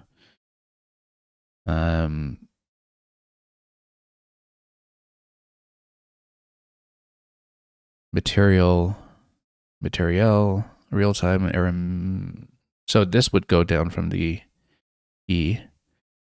Real time would go down to the E the other way.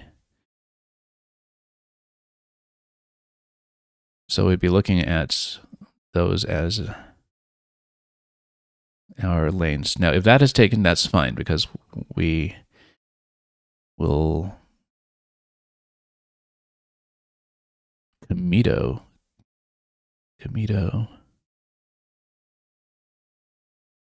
Now, of course, we have a couple of sevens as well. Multi-tier Marlite Lamiteur. Lamiteur would actually just fit as an overlap here for 89. That might even be better. So, for example, real time, 83. 83. Lamiteur gets more points and doesn't continue to blow the board open. It kind of keeps on pace when it comes to lanes. We'll go with that. And play nice big overlaps too. Tighten up that top left corner. Was I one off of Waterloo again on an earlier rack? Yeah, I was. Huh. That really is our Waterloo.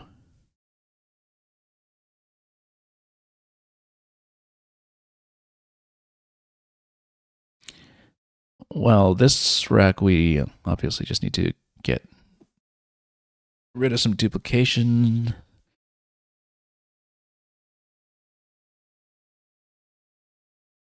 I don't see any 8s available for this turn, but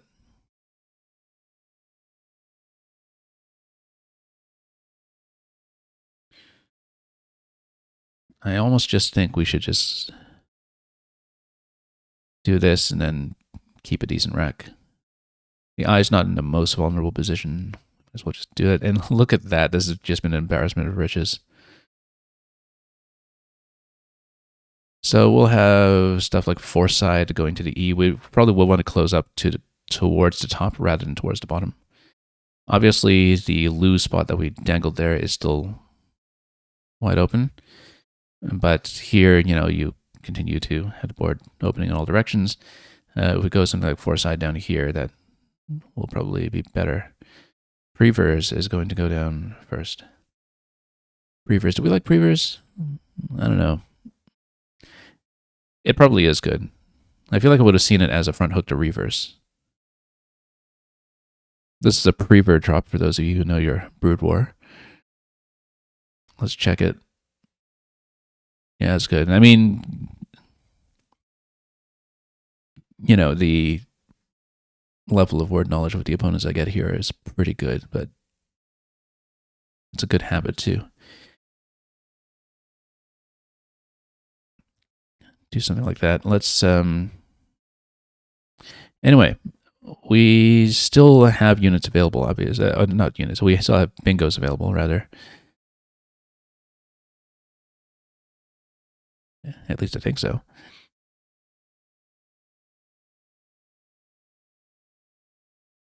Like, even if it's something like 40s or...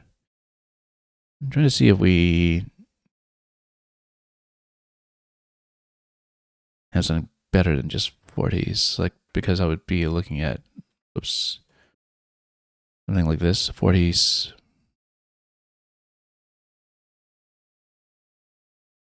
I'm trying to see if we have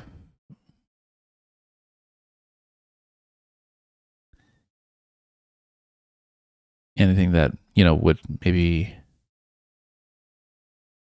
go down here. Like, I don't think you can have footsie.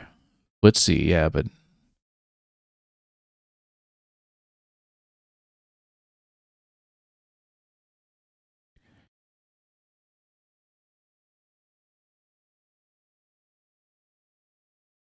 I feel like there probably is something through the O that would be pretty good.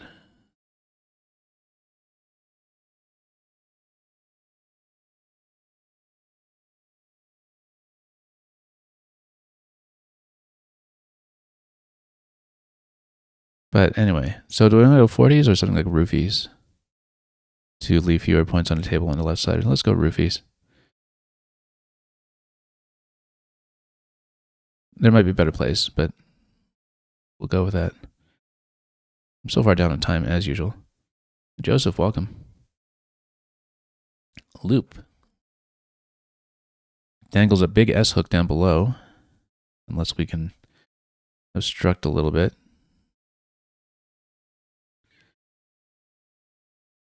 One remaining S. I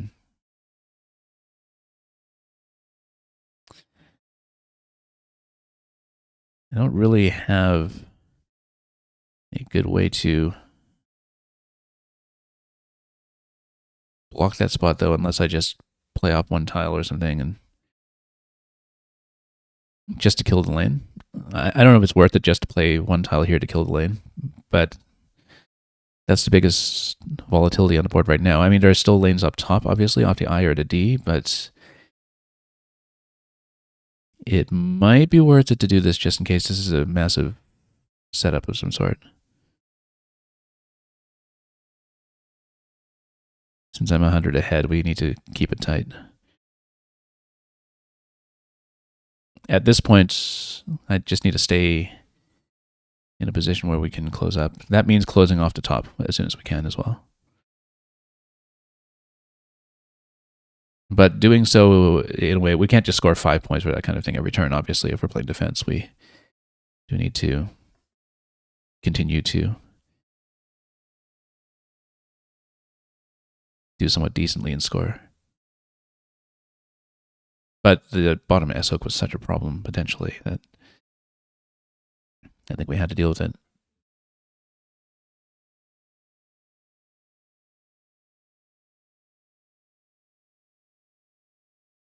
Yeah, you were thinking I had something close to fire hose, as an A. Oh, you mean through the E in Jarvie? I actually did have that. Positionally, that would have been pretty interesting too. Anyway, let's go Fang over here. 43. Undoubling the D would dang, sacrificing 8 points to not have the doubled. Would we rather do that, or would we rather take the points? The F does give a little bit back. I think we go dang over here and sacrifice the points. We need a bit more flexibility.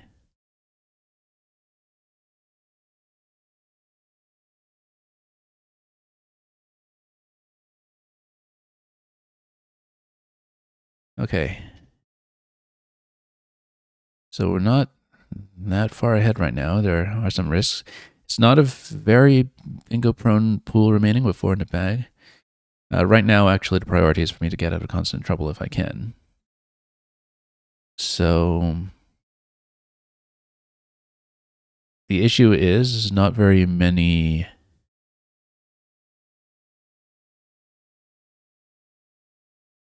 consonants to play through. Or not many vowels to play through, rather. Like, you know, you could maybe do something like fixed over here. That doesn't score very much with the X, of course. If I can do something actually like idly over here, that's good. Because then we kill the top lane and we try to get out of constant trouble a little bit. But obviously, we'd like to do a little bit better with that X if we can. Right now, the possibilities aren't really that open. But if we draw any other vowels, really, we can at least drop the X in the bottom right corner for some points. Let me see if we can do any better than this. Let's take it.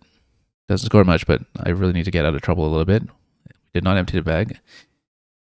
So yeah, right now we just have X available there. And if we do that, we should just be able to outrun, even though I obviously will have some trouble with endgame pacing here in terms of getting out of this situation quickly enough.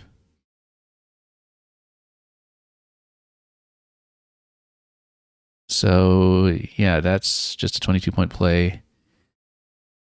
At this point, I think we just take the points. And then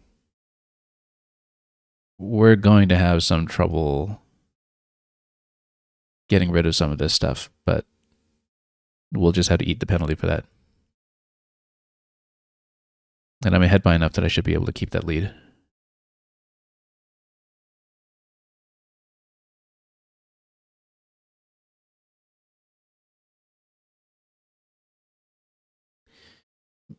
I mean, at the very least, we could do something like Tuft over here. And then we do something about the KT.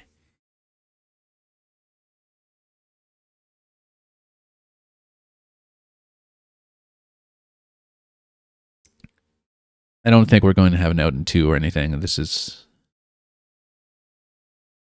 going to take a bit more work than that.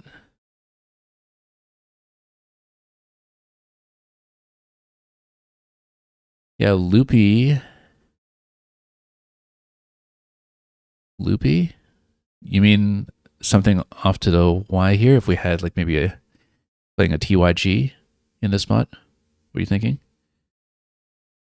It would just go TYG here to play off 2 consonants and score a little bit. Yeah, I actually wasn't thinking about that hook. That was definite possibility. How recently did we get that Y on the last turn? Yeah.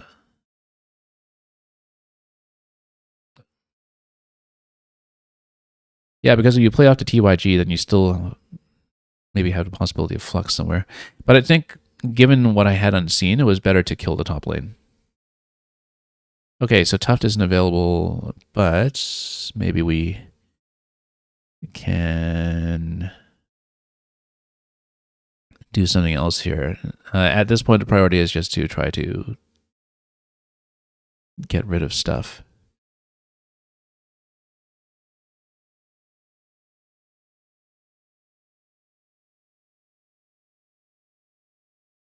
And I don't even know how I'll do that. Like, unless we just play off 1 tile at a time. And I think we can stay well ahead, though. So as long as we just, play off a tile or something. I don't think we can be caught necessarily. And I don't really have that much time to optimize this. I just have to play it, I think.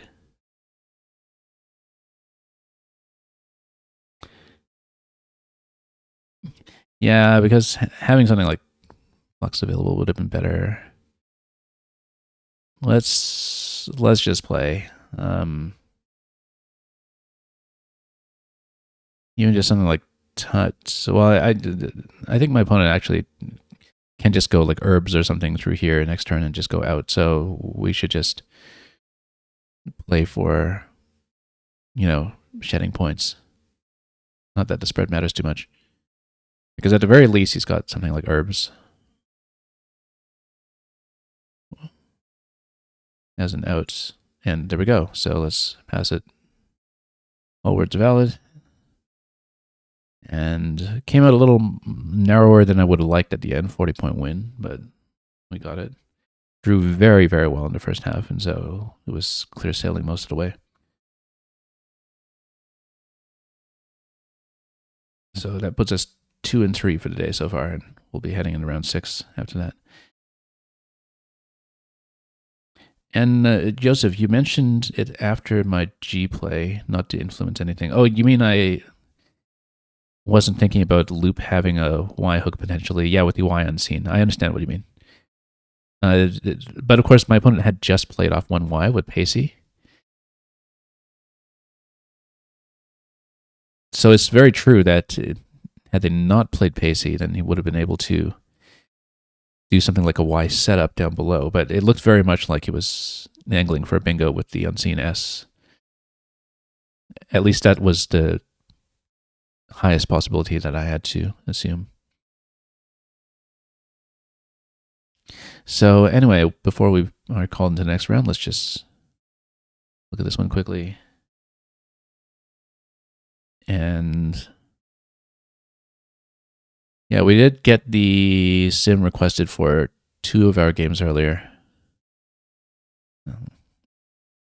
At the very least. And so we'll go through some of that after the games if we have time. I'm not going to step through every single one, but yeah, lots of possibilities here. I really didn't want to enumerate through all of them to see what would be optimal placement in the limited time we had, but we'll see. Yeah, so lots of possibilities here. I didn't see nonneries here. That's a nice placement apart from the A being extremely vulnerable. Again, just tons of bingos available, including this 9 over here, but no 9s through DAT. Yeah, this turn I had trouble with. I didn't see I had cohort, actually. That would have been nice. I did have a bit of trouble finding anything here, though. Yeah, not many scoring possibilities for me here unless I wanted to dump everything on the earlobe, which I don't think I would have wanted to do. And we did find the highest scoring one over here. And, oh, I actually didn't realize that Lamater drew a challenge.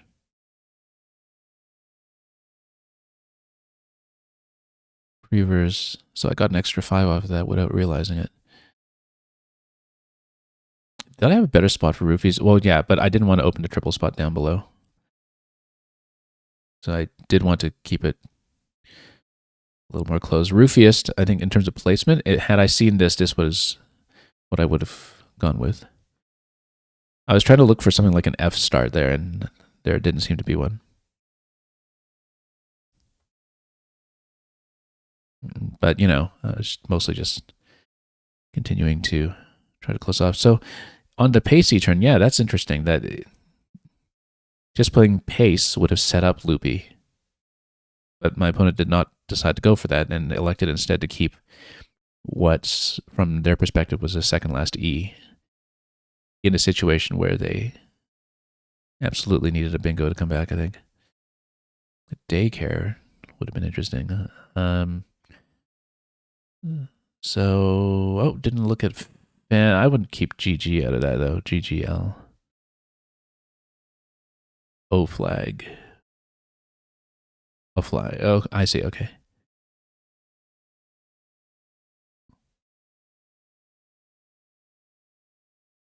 And then Razor, look at that word over here. 75. That would have been a massive comeback play, actually. Huge miss in that turn. I have to check Lexica for that. Yeah, that is Collins only. Thanks for checking. I hadn't seen it before. I haven't really looked through longer Z words for the Collins dictionary yet.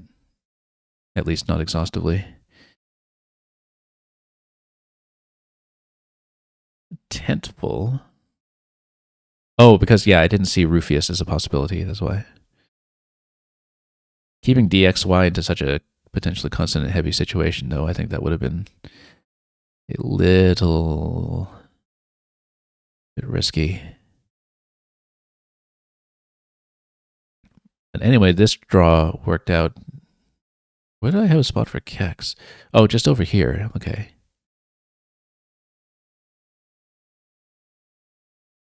And yeah, best play would have just been to follow up here, knowing my opponent was going to go out this turn. So I actually was suboptimal by 15 points at the ending there. I was looking at that spot too. I was thinking, oh, what if my opponent just wants to run up the score and play Zobu or something? And anyway, we're calling to the next game, so let's just get into it. CUNY 8. I see it immediately. I don't think there is another 7. I think this takes D, but I'm not sure if it takes S. It might not.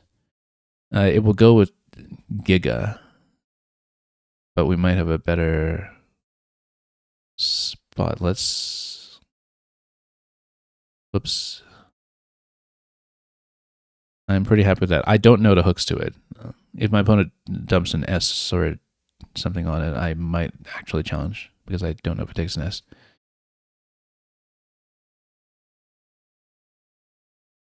I think this is good anyway.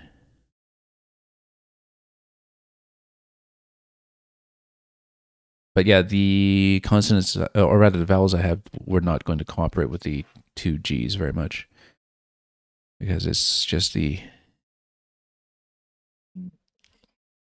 U that would mostly work there. The E just doesn't go to G. Anyway, we will need to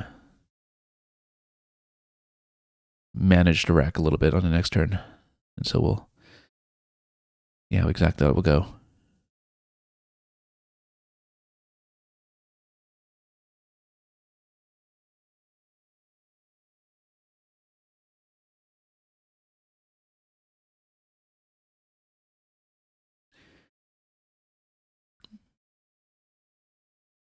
So right now, if I could just be given an I or something and we can play off Louis or...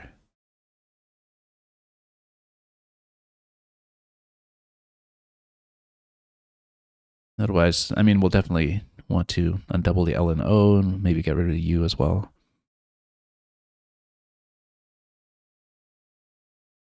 But where we do it is still unknown.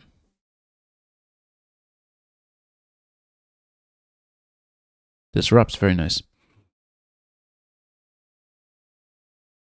Now, I don't know if I have a good way to play going into the S. I mean, I really don't think I'll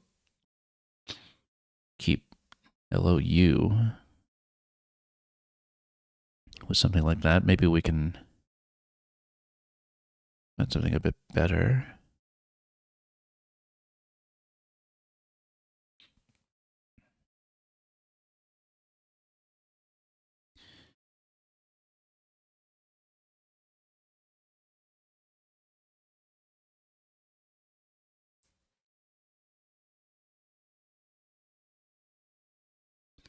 I don't know.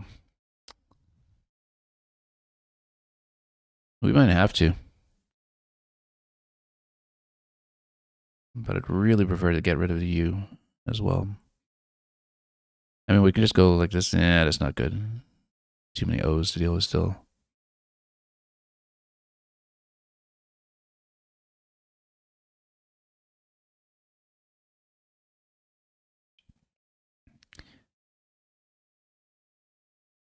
Yeah, let's just go with that. I don't know. I don't really like it.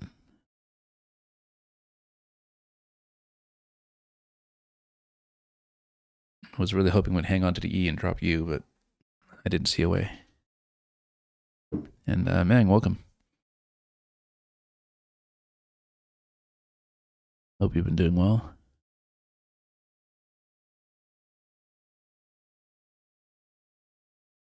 We'll probably just do a big play like unoiled or something through the E if it's still available, just to, again, shed the rack a little bit. That scores nothing, but we might have to manage. Man, you've been busy with Mina to Holler. Yeah, I would like to get to that. But I'm looking at all the other things I have going on, and I'm thinking that to do it justice, I might be well into August or something by the time I have a chance to take a look at it, because we have had a massive pileup of new releases this spring. One of the busiest times I can remember when it comes to lots of new content I wanted to play coming down the pipe. But yeah, very interested in Mina the Hollower for sure. I played all of Shovel Knight, like every part of Shovel Knight, exhaustively years ago. And of course, you know, side scrollers are maybe something I'm a little more comfortable with than the sort of top-down combat in Mina, but we adapt to every game we can, and it had definitely caught my interest. So we may stream it. later in the season, but it is likely to be many weeks off. So glad to hear you're enjoying it. I'm sure there's a pretty big overlap actually between my audience and people who would be playing it. Okay, we're going to be well behind on points at this point, but I think we actually do have to just get rid of stuff because this rack is not looking promising at all. So, unless I find a much better way to get rid of this stuff, I think we'll go with this plan.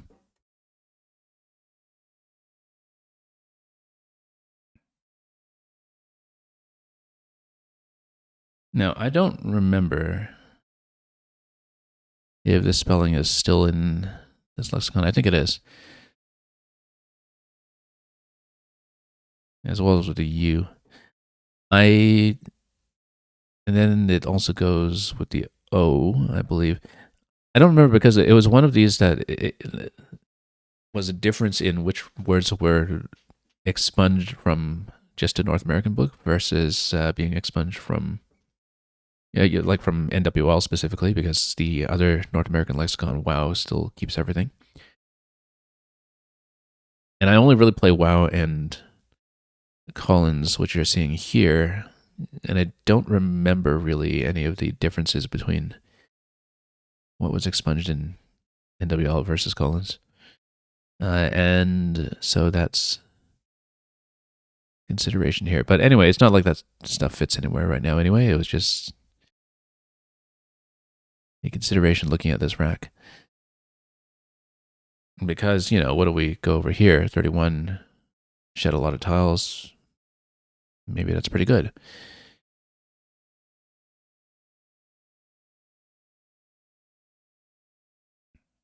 Or have some other place to like Jot or whatnot. We'll see what happens.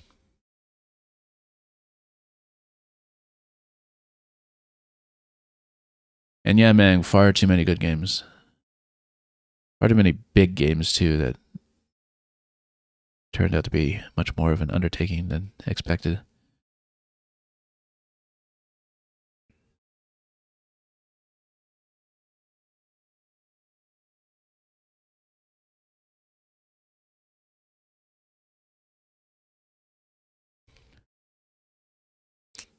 Resolver, very nice. Resolver's got to be good. I wouldn't question it. Now, I'm behind by quite a lot at this point. I think we do need to stretch out on the board a little bit, make some space. I think this actually will be the play. I certainly hope it's still good in this lexicon. I think it is, but we are not 100%. That's okay. We'll do it. W and U together again. What a couple.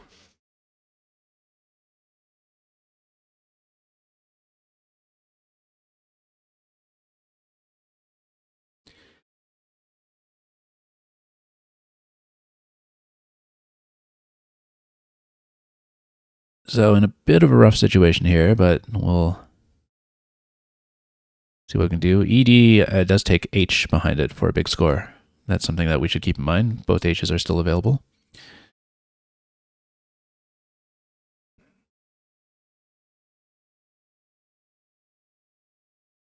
Right now, though, the main thing we'll trying to do is keep space open and try to get the W and U out of the way. Very difficult to get rid of them both at once. Unless you do something like Uwu, which is actually a pretty good looking play at the moment. This might have lowered scores. Oh, hey, we have you know what? We have an A to play through. So this has been newly added as of 2024 in that revision. Waifu actually is in a dictionary. And you know what? I think if it's available, it actually is the best play right now. if it remains open, the play I make next turn is waifu.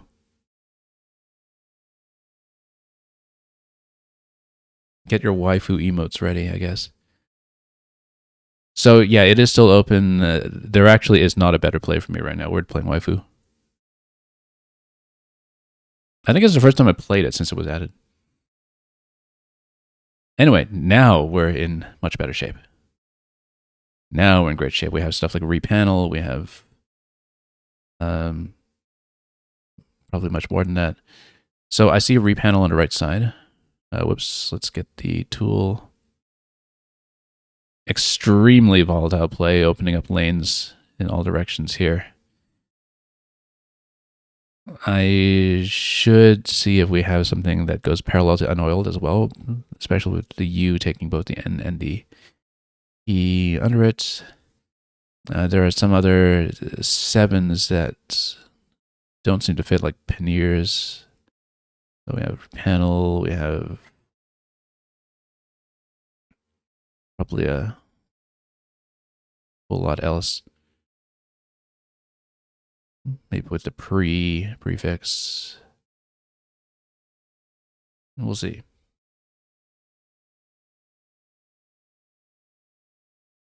Okay, you know what? That's even better, because now we can fit repanel next to this. Unless I have... you know what? Let's see what the best fit is here. 87 for Panniers. Whoops. 86 for repanel, and repanel would dangle an S spot down below. We might actually still want that volatility, though, because I'm behind.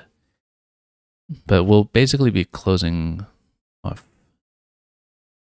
like this. I was hoping to get the P onto this spot somehow, but I don't know if it can be done. Maybe if I took a little bit longer to look at it. I'm actually up on time relative to my opponent for once. They must have, yeah, with a 2-tile play like that, trying to open up, they might be close to something themselves. So I better not dangle that S lane down, but let's go Panniers. Let's just be happy with it, I guess. Oh, no, I missed. Oh, no. I placed it too low. LOE is not a word. I placed it too low by one spot. It's going to get challenged off. I misplaced it. It's 1 tile too low. I wonder if they'll notice. I'm sure they will.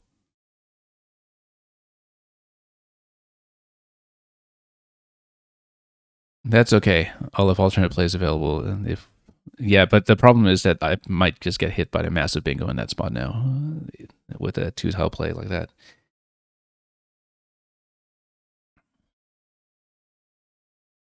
And yeah, Joseph, you were finally about to play EUOUAE the other day and it got blocked. Yeah. And that's the kind of rack where if it gets blocked right, you know, your second place play is probably not going to be very good.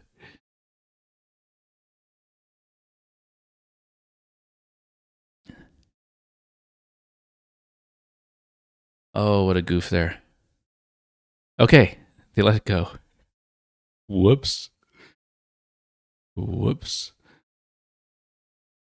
the high tones will go down and I'll still be behind.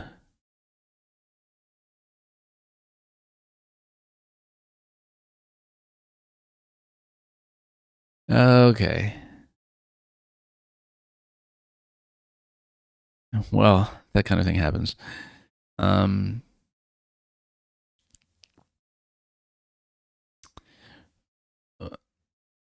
We'd ideally like to get rid of some stuff. And the thing is, with the placement originally, I was thinking, oh, that totally blocks off the triple from the B as well. And then, of course, I just misplaced the whole play.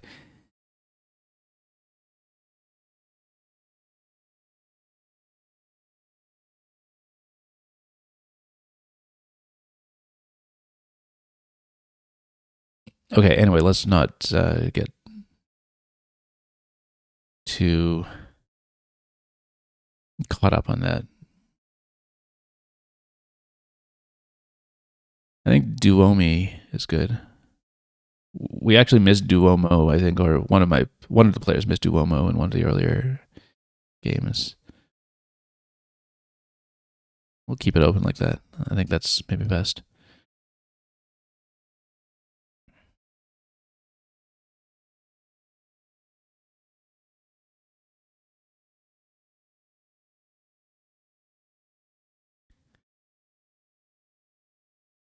Yeah, you think low looks valid but isn't. Well, the thing is, before you've actually, learned the twos and threes, which is the first thing people learn when they play Scrabble at a serious level, or even at a kind of beginner club level. Literally, the first thing you do is learn the twos and threes. The thing is that at first, most of it looks like nonsense. And then eventually, once you get a feel for the game, you then mentally have a very clear separation between the playable nonsense and the non-playable nonsense. Do I have a way to go something ATA something here to, or even OTA something? I don't know that I do. I was hoping to get rid of the B somehow. It might even be okay to just go VAT there. Notice, by the way, if I draw an E, this E spot is still technically open for a lot of things that could go down. It will score nothing off that S. Literally, the only thing that happens with the S in that position one tile too low right now is it's obstructing this lane more than it should.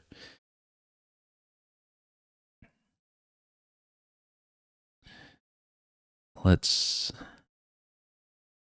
see what I can do here.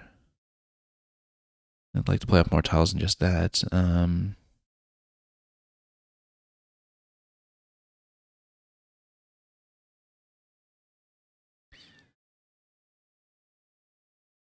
Velar over here, maybe 18. It's not great. You know what? Let's just go VAT over here. And of course, now I have to deal with the Q.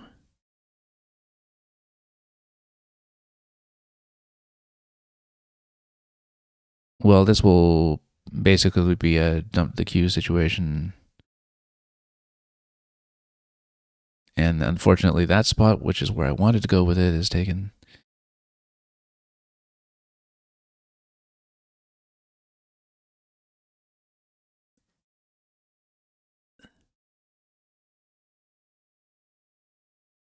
Well, too constant heavy to just go QA here. We need to do something else. I might have to hang on to it this turn.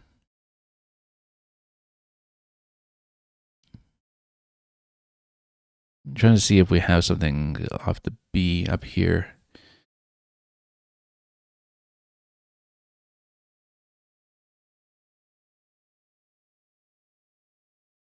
Anything that would be good.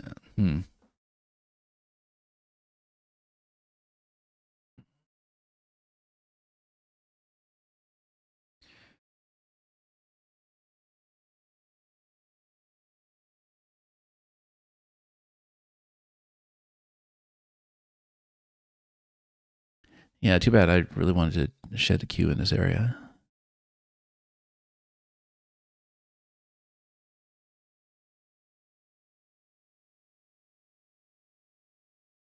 There really aren't scoring spots at this point. I need way more openings. Now I just don't have room to play at the moment.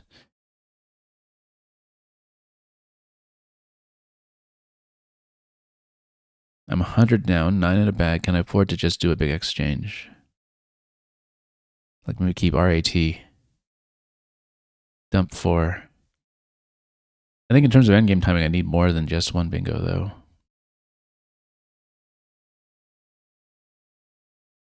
But I definitely can't draw towards anything good with this turn. Like there aren't really good plays available for me to begin with. So I'm thinking we'll actually throw in the bag COMQ. It's a bit heavy on eyes right now. S blank available. Maybe we can get some kind of miracle draw with it. Maybe we should even dump more than that, like dump all the way down to TR.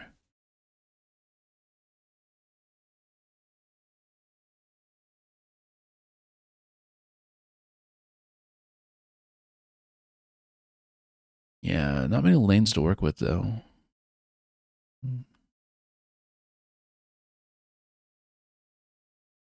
Tough decision.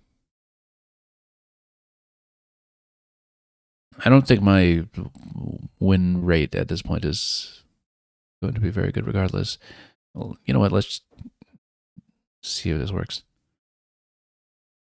Not really.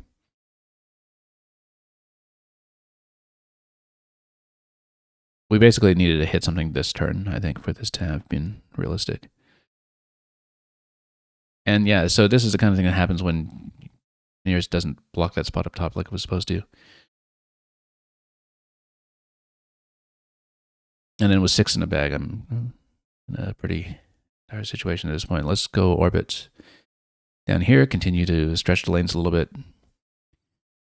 We pick up the Q again, at least we have the eye available there as well. Okay, look at this. Now we have something going on. And look at this. We have Menacer. Menacer actually fits.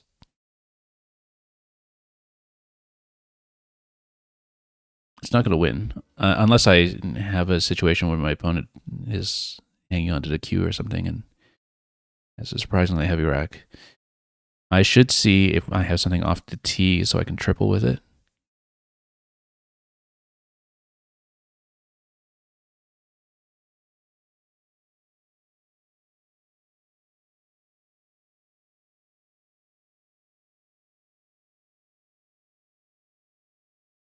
I should also see if we have something that would go here or one spot over. We also now should consider whether this will score better. Tithe with the TYTHE, that's got to be good. T. Yeah.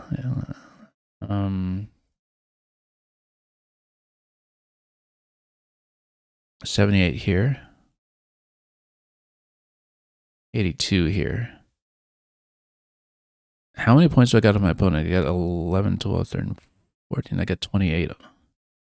82 and 28. Double not win. That'll get me up to 413. I don't think that I have a path to winning. I just don't have the score available at this point. However, I'm trying to see if we have a way to fit an M on top of this spot, because that'll give me a better spot. Romance. 84, slightly better. Yeah, 84. In that spot, I don't think it's even theoretically possible to do better than that, because the M has to land on that spot. And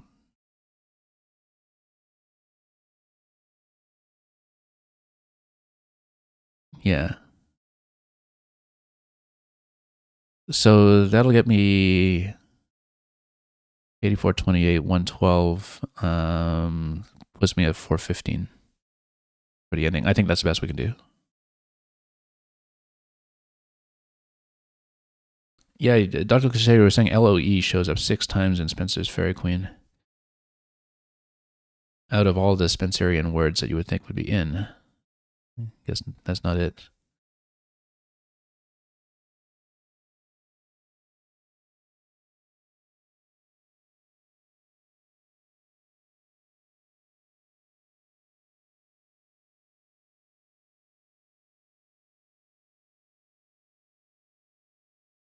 Okay, so that'll be it for this one. We should... I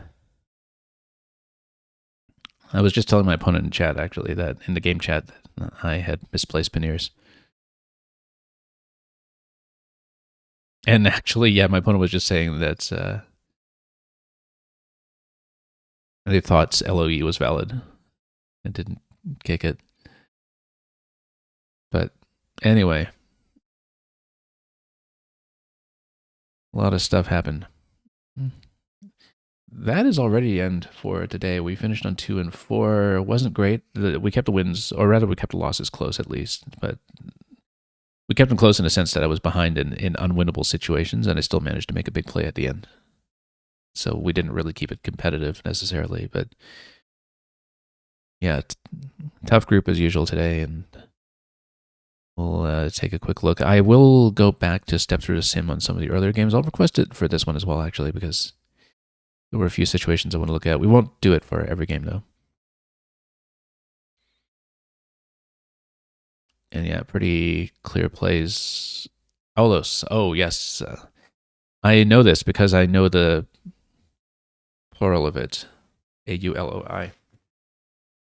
I just didn't think about it at the time. I should have seen it.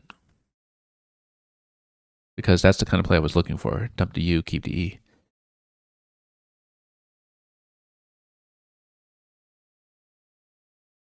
Anyway,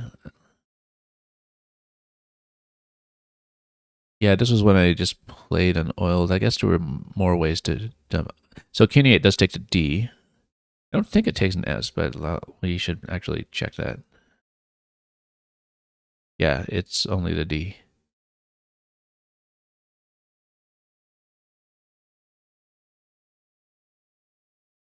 Resolver goes down over here.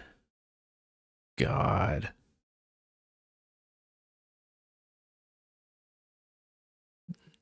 And then here's waifu. Waifu best by equity by a couple of points, and probably just best overall anyway once we look at a sim. So yeah, Paneer's was the highest scoring one, and we just misplaced it. Whoops. Lots available as well. Well, actually, just yeah, a few similar ones that would take too many hooks at the end. So this was great. It was safe. It was defensive, and we misplaced it. But luckily, we got away with it.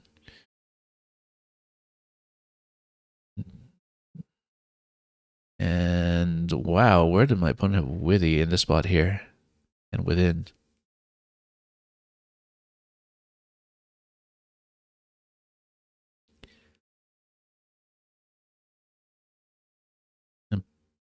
Brain fart. So I did have a bingo there. I had brain fart, but we didn't see it because we had a brain fart. Also because it's a crazy looking 9 and I didn't look for it. That would have been amazing if we saw brain fart in this situation. Not very high scoring, still too far behind to win, but you know, with a blank still unseen at that point. Only 6 tiles in the bag though, so amazing that brain fart was available there. And yeah, and charm and romance both hit very similarly. Because the only thing theoretically that could have scored better would have been something that starts M something C, and there's nothing. Okay, we'll look at the standings and go back to some of the other games.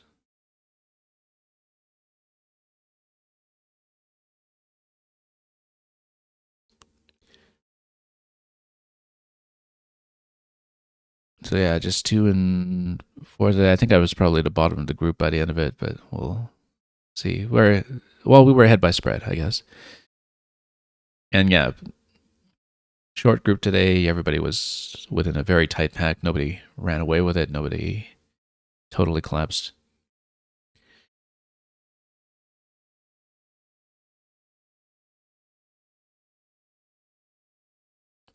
So which ones were we going to look at? I think I pulled up the computer for at least 2 and 3, I think. Let me take a look.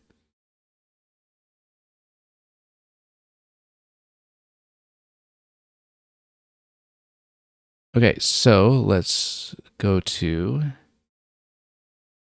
the full screen here with the analyzer. So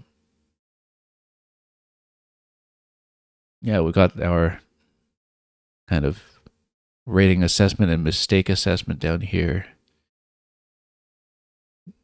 Usually you kind of have to take it with a grain of salt, but at least it kind of gives you a sense of where your number of mistakes sits relative to other games by people at that rating level. But it sometimes depends, I think, pretty heavily on whether one player is really running away with it, since the mistakes are based on win percentage, so far as I know. Anyway, does like, I think it's Yeti or something, as my opponent's first play. If you sort the fives in columns by playability, which is the kind of calculation for how critical is it to know this word, because how often is it your best play by a wide margin? This is actually the number one most important 5-letter word to learn. That is exclusive to Collins. Most of the other ones that are really important are generally ones that dump lots of vowels, because the idea is that if you miss that word, your second place play is probably much, much worse. Now, in this particular case, a lot of the exchanges come out pretty well as well. And so, yeah, my opponent keeps ITE slightly less optimal than ETE, but not by much. And I'm in a similar situation where I have to assess and exchange. I keep IES. That's... Oh, did I keep AES? So IES actually is slightly favored over AES.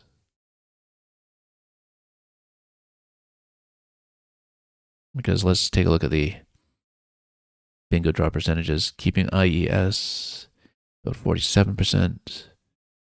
Keeping AES about 44.5%. So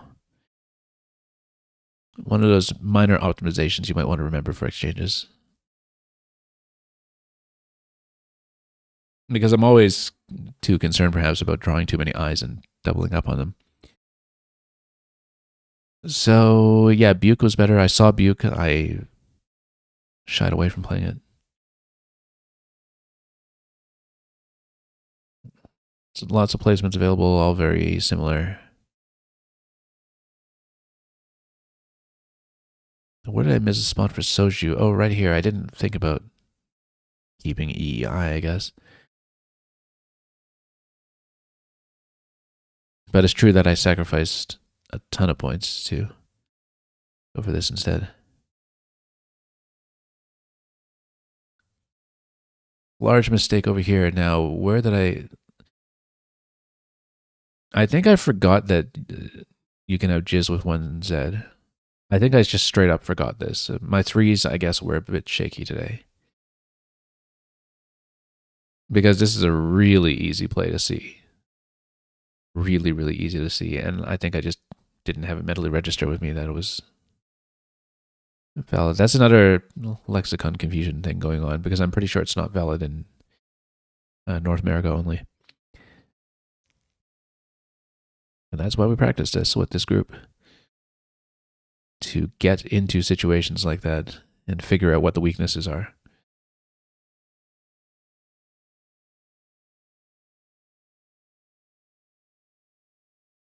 So, anyway, Roji is available here. I didn't see the kiter hook. So that was a big mistake. So yeah, we really fumbled the J over the course of several turns.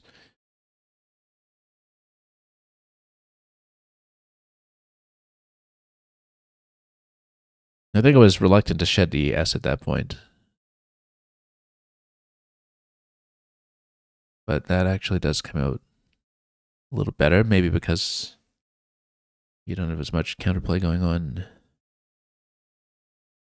And because we still have the P and the E to go on the right for that lane.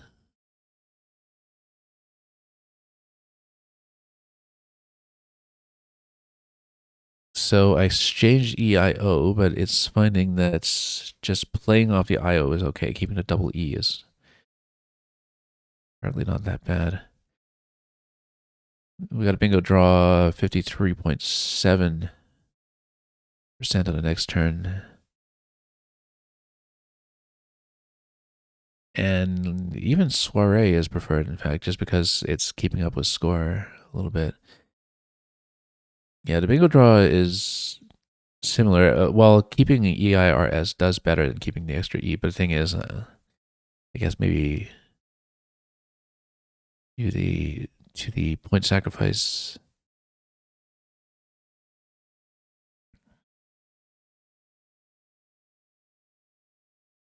This comes out a little ahead. Interesting. That's not intuitive to me. That would actually be better here, but Anyway, let's keep going. So yeah, Shrine I considered and I thought, I didn't think that was good, but it is a little bit better.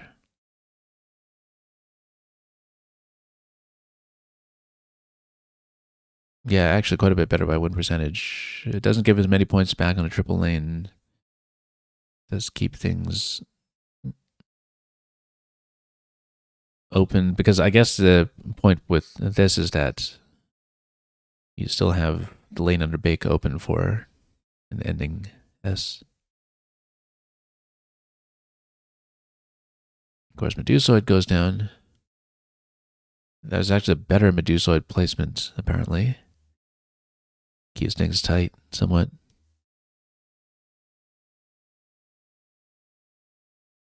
So I guess reading dangling the E up top as being worse than having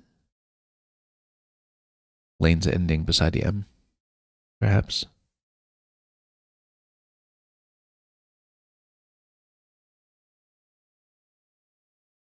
Yeah, so burning the blank over here to basically knock out the lane, that's an interesting choice. Actually seems quite well. This is slightly better. It's the same as the word without the H, I think. It is. It's actually the same word as EUOI. Part of the same cluster.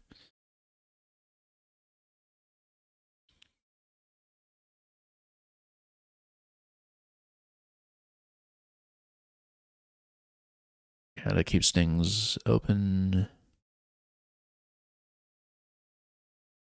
So the sim actually likes me fishing off W here. I mean, again, at this point, the win percentages, the issue is that they're all within a very narrow band at this point. So everything seems to register as a small mistake unless it outright drops you to 0.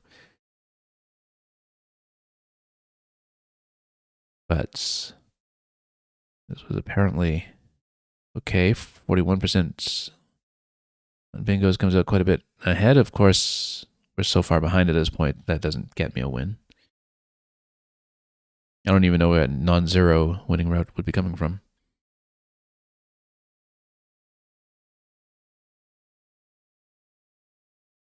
And yeah, at this point, I just have to play my way out.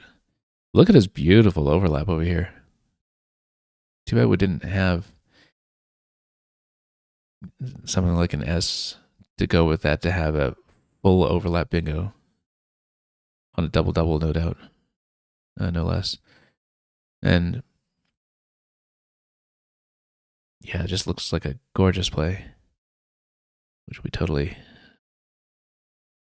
didn't manage to get.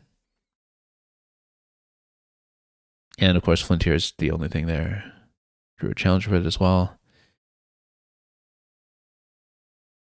I missed Sour for 14. Oh, yes. Again, a bit of a blind spot for EXO, as we saw in more than one game today. Okay. Let's see. There was another game, 2 more games, in fact, that I did pull up. Let me just try to find them. I think we wanted to look at 3, and then we wanted to look at 6.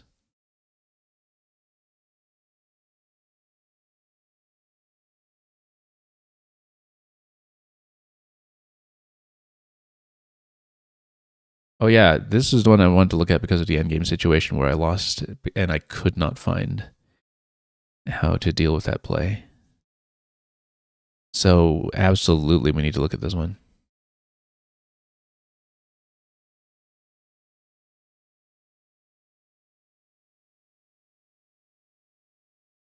Okay, Prove over here, Codeine over here. It's liking Zens.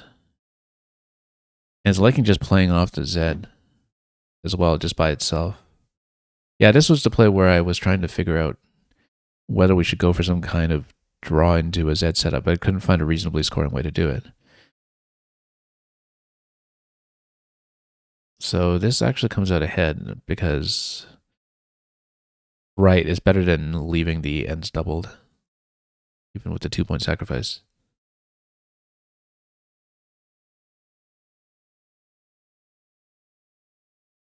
Anyway, significantly prefers something like unaimed over unpaired.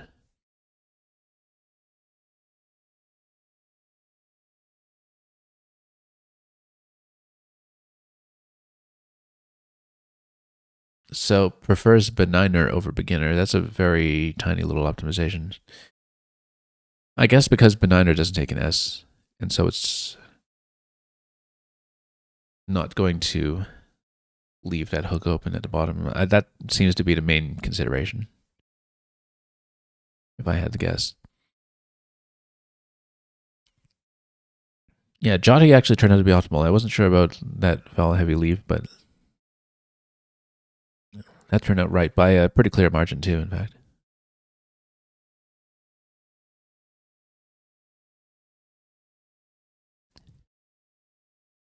Now, prefers labium over meow. Didn't see that overlap. I don't think I would have found this.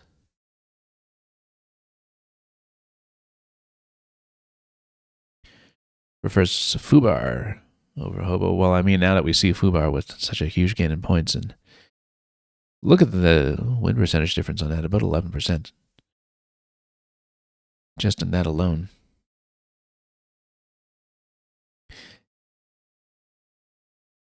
And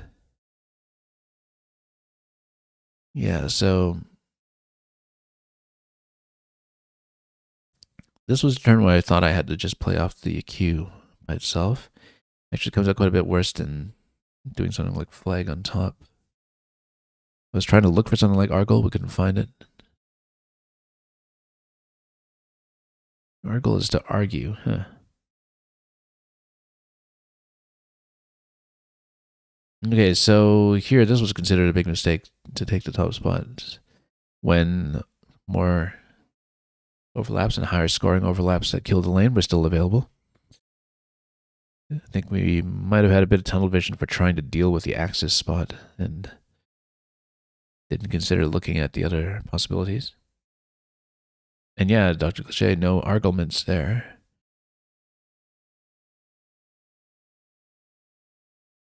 So that's interesting that the sim heavily favors fishing one, two, not fishing one, but playing runs over here. What my opponent actually did was fish one. Which I guess the idea behind it is that you leave the T hook open on top and you have an extremely powerful rack that can go in multiple spots. So it was kind of remarkable that I kept him off the board rather, as long as I did. Lug preferred over Doug by a lot. Oh, it's because the DR synergy is so much better than the LR synergy.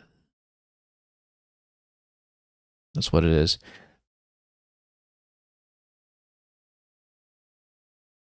This was something that's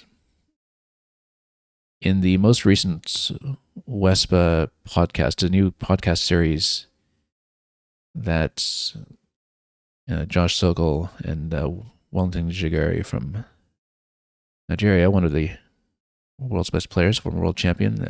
They have this new podcast going on that has run a few episodes so far. It was something that Wellington actually talked about, was that when you're thinking about rack balance, that you should kind of keep a heuristic in mind for balancing soft consonants and hard consonants. So you don't just think about vowel consonant balance, you also think about hard soft balance. Had we kept that heuristic in mind, the DR synergy working out much better than the LR synergy should have been something intuitive. And that's a very good example of where that would be the case.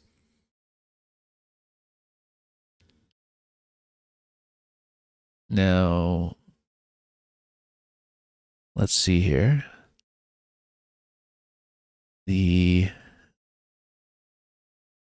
L also takes less in front than a D. That's also a positional consideration here. That's if you're thinking about counterplay over there on the triple,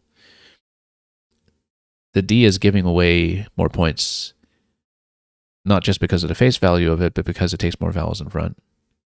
Taking the A, E, and I in front, and O. Taking all of those in front. So yeah, L is actually positionally better there too. It's not just a matter of balance. So I can see why there's such a big gap there in winning chance.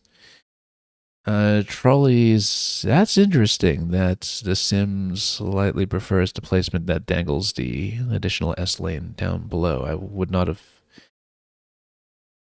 thought of that. Also, like Strillos. I'm looking at, well, I mean, obviously, one other consideration is whether you're opening the triple letter for a big comeback play. That would usually be about a 30-point play there. And yeah, amazing that I managed to keep my opponent off the board all this time, though. So, okay, this is interesting. Even though this play gets me into massive trouble afterwards, the sim thinks that this is optimal. That, yeah, we're kind of getting in a pre-end game at this point, 9 tiles in a bag. So I was trying to obstruct as much as possible, and I found that this was the way to do it. Now, that's also interesting that, so it's not, so it is in the pre-end game solver now, and it thinks that this is a large mistake, 15% to 25%. It must be because I probably almost certainly missed a way to block the setup. I didn't see how to block the setup, but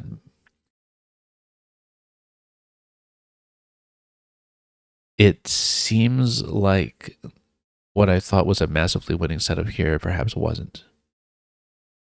And that's, oh, I see why though, because there's a blank still in the bag at this point. Now, the thing is, because people tend to hang on to blanks and S's, you also often have to adjust for, if you don't have the blank or the S on your rack, assuming that your opponent's chances of having it are actually higher than random. So with 3 in the bag, you have a certain chance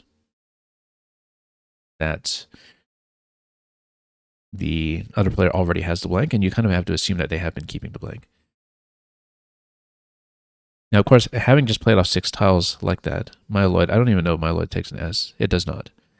But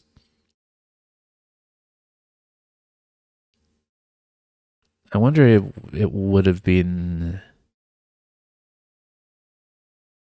possible to surmise that well, you can't surmise anything. I just played off 6. There's some likelihood I drew into the blank on the previous turn, with the blank being in 1 out of 9 tiles in the bag, assuming I didn't hold it already. And so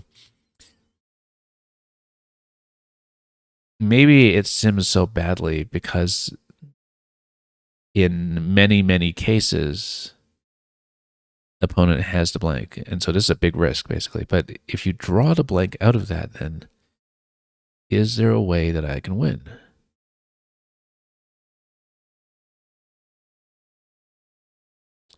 Interesting. Interesting. Why didn't I consider that? Because, oh, that totally does block it.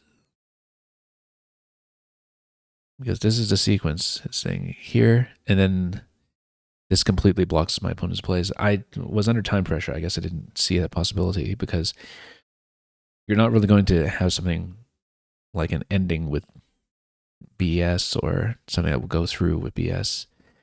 And I didn't think of using the B that way because I was trying to stretch out and obstruct in either direction. I was trying to find other ways to block up here. So yeah, so I actually did miss a winning play. So yeah, it even tells me blown end game because I went from a win to a loss.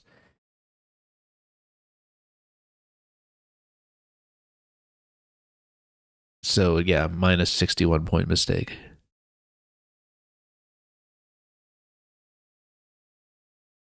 So I just straight up missed the winning play there. Should have been able to find it, but I think the time pressure was getting to me, and I think maybe we had a bit of tunnel vision for how the block would actually be shaped, and I didn't think about dangling to be in that position to stop it.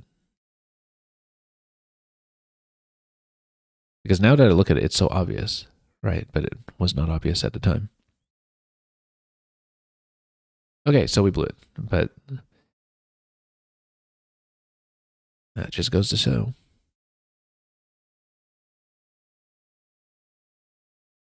Okay, and we'll look at the last game, and we'll look at it fairly briefly, I think. But yeah, that was the move I was most curious about. Was there a way to block the wife setup? Oh, look, it turns out there's a very easy way. We just overlooked it.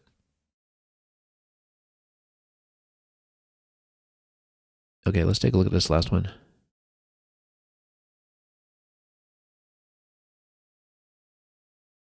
I don't know that there were any really tactically interesting situations, but we might as well check through it.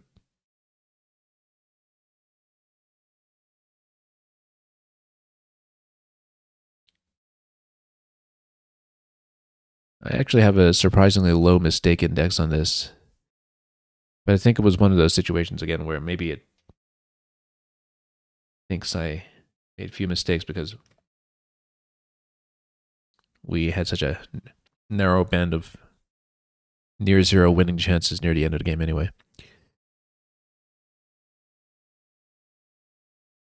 Anyway, yeah, missed the clear best play, which was Alos. We should have seen it. And didn't like unoiled so much. Yeah, now that I look at it, I think we kind of blanked on the cuneated hook, even though I was considering it originally. Prefers Jag over here.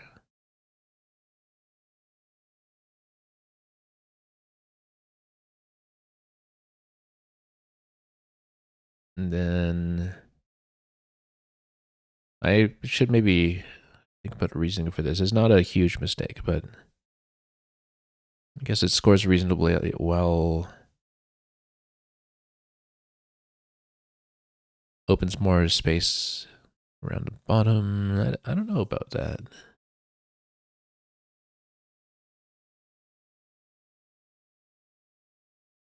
Why it would do that well? That's interesting. I'd have to think about that. I don't necessarily know if I can reverse engineer the reasoning for that turn. But again, small margin. So let's see. Waifu is, as I thought, clearly optimal. And yeah, here's the thing is that even with the play being accepted, it's not the best placement. But again, this was just a misplacement. Just a big goof there. So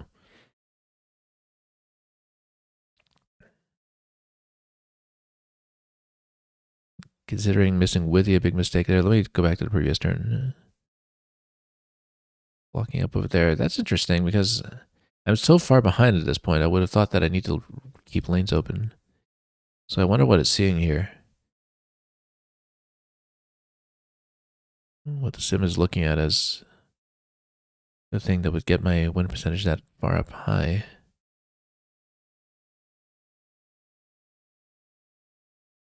Maybe it's because it kills the spot for the massive plays down here. That, it's kind of assuming that my opponent's likely to hit this kind of thing and that I'm giving a lot of points back if I do have a placement like that. And so killing out of that spot might be more valuable, even though win percentage is not looking good either way.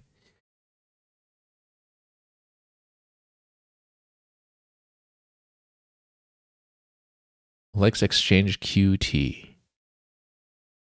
Bingo chance about 18% coming out.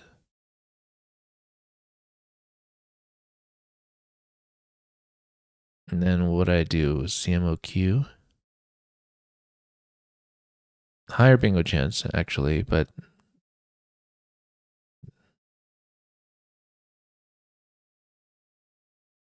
well, this is within a narrow band anyway of winning possibilities. But anyway, the exchange is kind of heavily favored on this turn. Form is the only actual play, really. And a lot of it is assuming that the win has more or less slipped away. At that point, this play should not have been available had I played the nears in the right spot. Drab.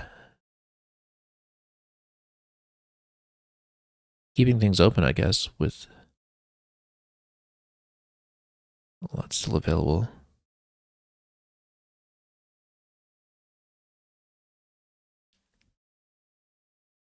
And yeah, this is considered a medium mistake. It's 100% win percentage at this point, so it's just solving for what's optimal when it comes to the endgame solver. Bring endgame solver. This is probably just because of the points it gives back on right side, and the fact that it gives me a bingo lane. Because the one that I ultimately took in the bottom right is not the most convenient lane. A lot would not necessarily play there. This gives me far more possibilities to actually hit something, which I did anyway. All right.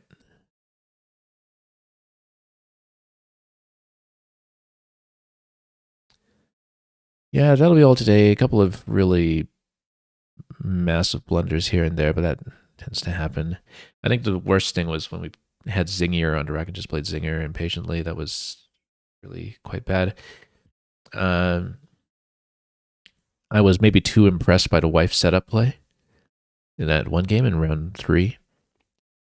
And it did lead me into a situation where I missed what should have been a very obvious block. Because it caught me so off guard that I was thinking, okay, how do I possibly deal with this? And maybe we were kind of going on the assumption that I didn't have a good way to deal with it. And then it was a miracle setup. And actually, we had a very easy way to diffuse it that time. So we need to look out for situations like that and just remain vigilant for all the possibilities. That is going to be all that we have time for today, though. And so we'll be back for this game as often as possible. We've got a lot of plans in the week ahead. Meanwhile, we're going to be taking a break from our recent marathon through Yoshi and a Mysterious Book, and the intention is to show off 007 First Light for most of this week. We'll try to be back for more of the weekend Scrabble events whenever we can actually get together with this group and run more of these broadcasts with what has been a pretty evenly matched field for me, I think, in general. This has been a good group to train against. And thank you so much for joining me, as always, and helping to keep the commentary interactive and interesting, to some extent, I hope. Thanks for watching, and until we are back for even more Scrabble and other games in the weeks ahead, have a wonderful day ahead of you with whatever it is that you may be getting up to, and as always, fare thee well.